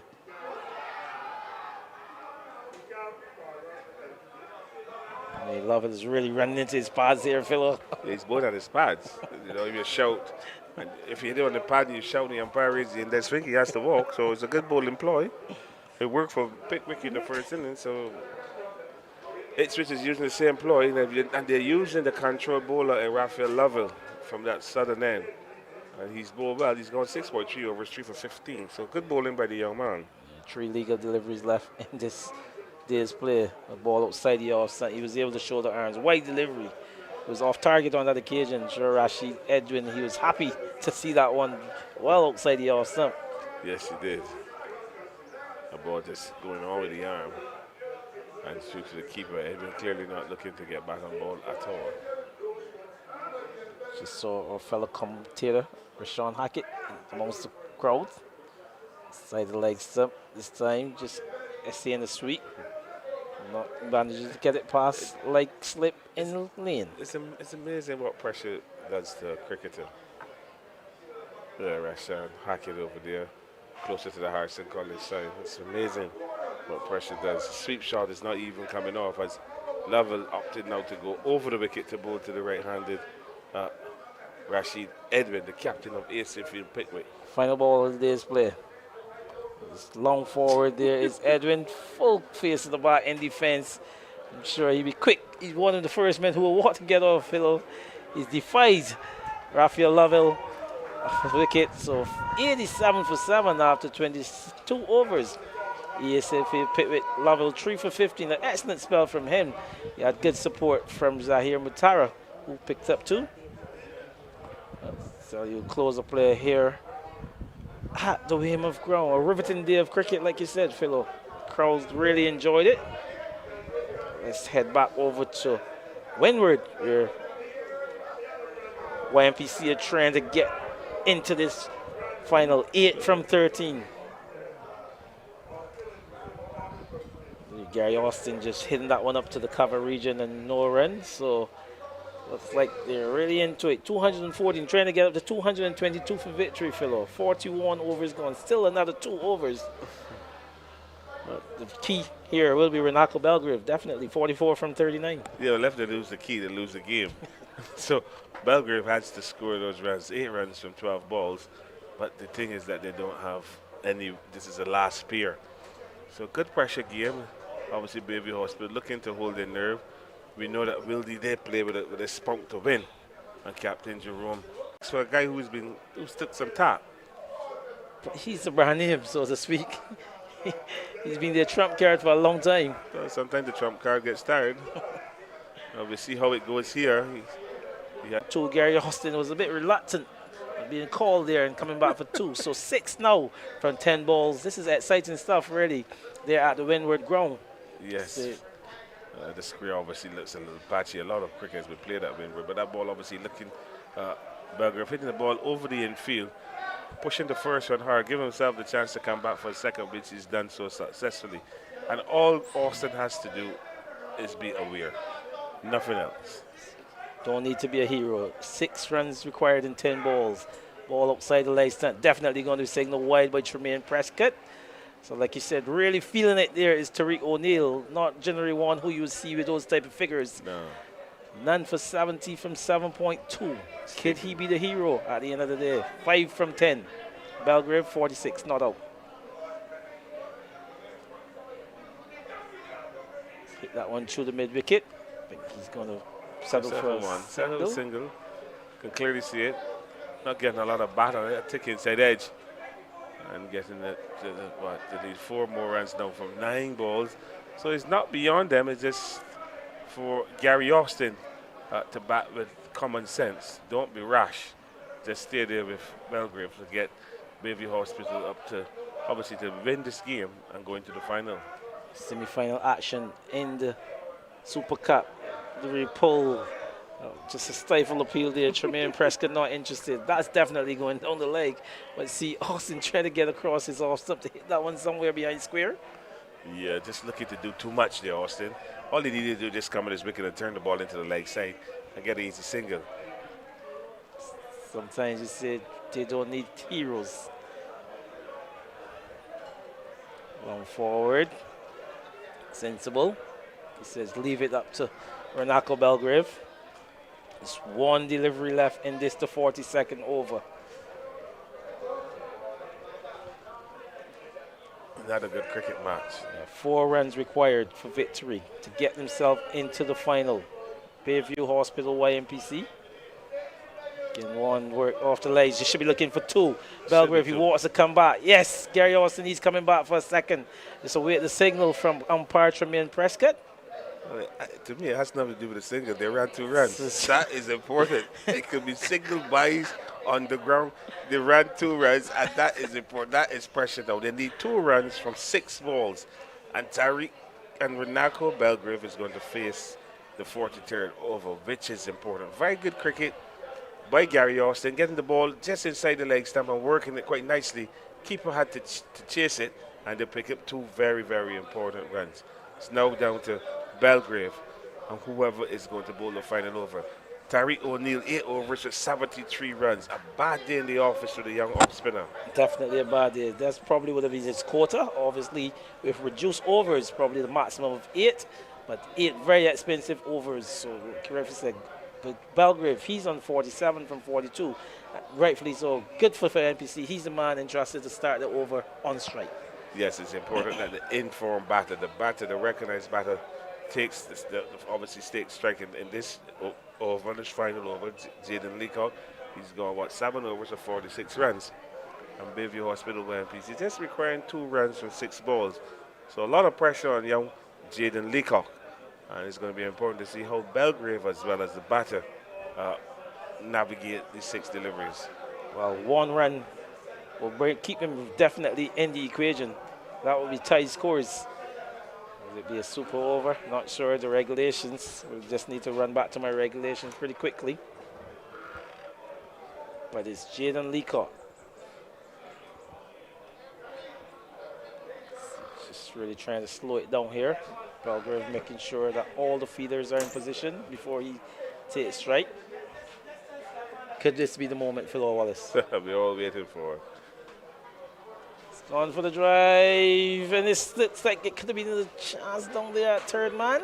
Well, they ran the singles, so the scores are level, which is important. So Bayview Hospital YMPC, they can't. The scores are tied. 5 balls remained in. They want 1 run, and Gary Austin can be a hero. Yeah, so scores are level. Get that 1 run. See Belgrave doing his hunches, just asking Gary Austin. He's praying there, Philo. Don't do anything He's silly, asking Gary. himself, why did I give Gary Austin the strike? But he took a single to bring the scores level, which is important. Yeah. It's just for Gary Austin now to be sensible. Scores are level. Gary Austin hits that one into mid-wicket and seems to go to the boundary, Philo, and they've won. This battle, he's thrown his helmet away. Gary Austin is a hero. MPC defeated the defending champions. Partnership of 30 runs and 20 balls. Very well done to Bayview Hospital MPC. They into the finals, and you can see they're all celebrating. Well done to them. They've defeated the defending champions. The heroics of Gary Austin hitting that one wide of mid-wicket, picking up a boundary.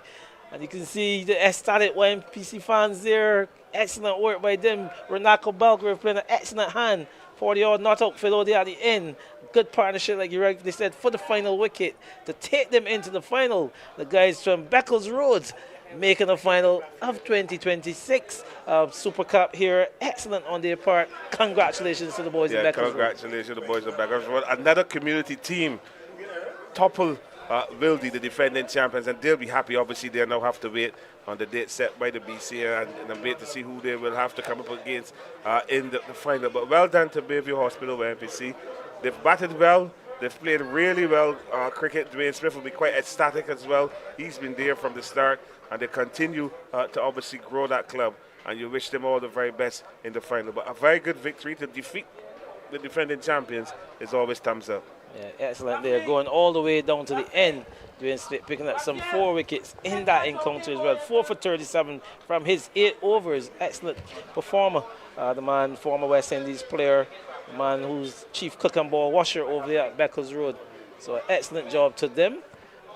Bayview Hospital YMPC going into the final of the 2027-2026 Super Cup.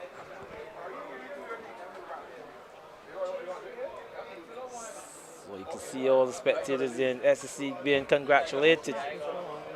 Just being congratulated there by Clint St. Hill, the coach of the Wildy side. Gary Austin, the hero in the shot there.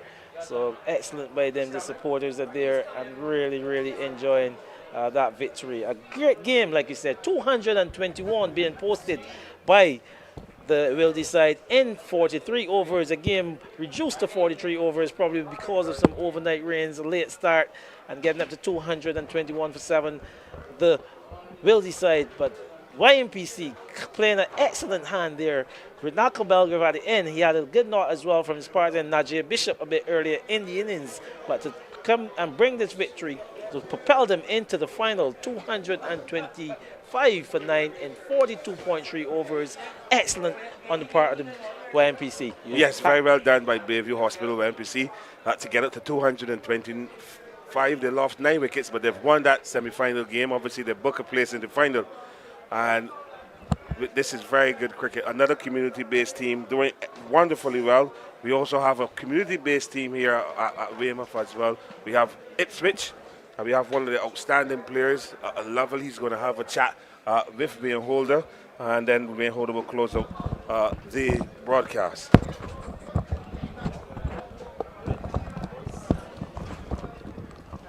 All the best. So yes, the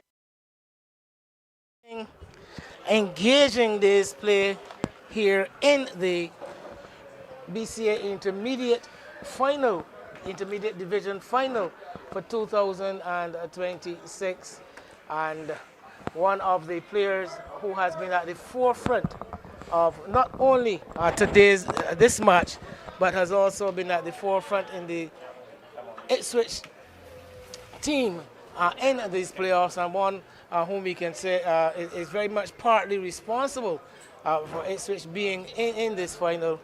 Speaking none other than the young Raphael Lovell, the young left-handed all-rounder who has joined us here at the end of day 2 with the game very, very interestingly poised. How do you assess the position at this moment? I think we were a little disappointed to fall short to the first innings, but I think as a bowling unit we came out strong here to restrict Pickwick to what we have so far, and just come next week and clean up.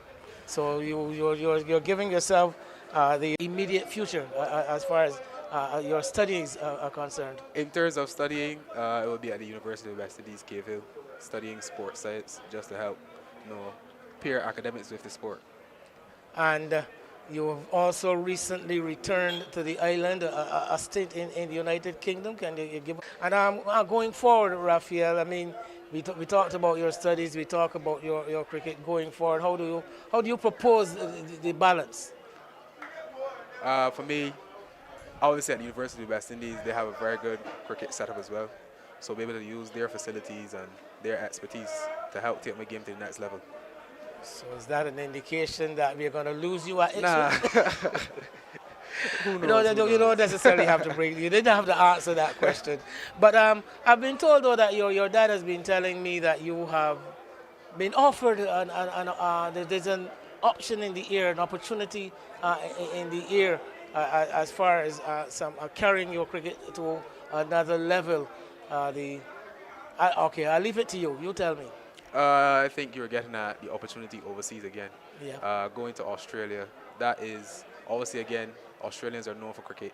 So being able to experience their mentality and their conditions, pace, bounce, just to help take my skills to the next level to bring back to Barbados now and hopefully perform and make it for West Indies. But this is a much more he is also a recipient of a scholarship to the Darrell Lehman. So maybe you can have a chat. We can have a chat with him. He'll probably be around next weekend. Yeah. You can have a chat with him to give you an idea. He'll probably be around next weekend. Yeah. You can have a chat with him to give you an idea. But how are you proposing though to get what is the thing as we seek to some sponsorship, some assistance towards making that happen? But where do you see yourself in cricket, Raphael? Do you see yourself as a future professional cricketer? Yes, that's the aim. My aim is. Do you see yourself as a future professional cricketer? Yes, that's the aim. My aim is to play for West Indies, but not just to play for West Indies. Opinion, the reason for that. What's the contributor? Opinion, the reason for that. What's the contributor to the fall of wickets, the low scores in this matchup to this stage? I think in terms of this matchup, I think it is patience. A lot of wickets today have fallen to fault shots, in my opinion. Batters not staying patient. We have 4 days of cricket. And how about the surface itself? Your For me takes on personally, it? no, I saw no issue with it. I batted today. I didn't really have any issues. To me, it's a good surface to bat on. Yeah, some spin, but we're playing cricket, so everything can be flat and perfect. So, in other words, as far as you're concerned, it is all about the batting and the batsmen, or in the modern day terms, the batters. All right, Raphael, I won't hold you up any longer. I wish you continued success, and I look forward to your taking up that opportunity to travel to Australia. I know it's going to do you and your cricket excellently, and in any way that I can help, and the Ipswich Club can help, have no problem in approaching this, and we'll see what we can put together. Congratulations on what has been a fairly successful season with the Ipswich Club so far, and if I may be a bit biased, we hope we complete the job next weekend. Thank you, Raphael Lovell. Best of luck. Thank you. Right, fine. So that was it. Raphael Lovell, the Barbados youth cricketer, a member of the victorious championship Barbados under-19 team, recently crowned as the Rising Stars champions of West Indies cricket, and also on the local scene here, playing for the BCA youth, and in this particular instance, a part of the Ipswich team in the final of the 2026 BCA Intermediate Division. So that wraps it up for today from us here at the Weymouth A ground. We do look forward to you joining us here next Saturday. Game set to start at 12:30, and I guarantee you much continued excitement as we have enjoyed over the 2 days so far. Wayne Holder saying goodbye and good night from Weymouth.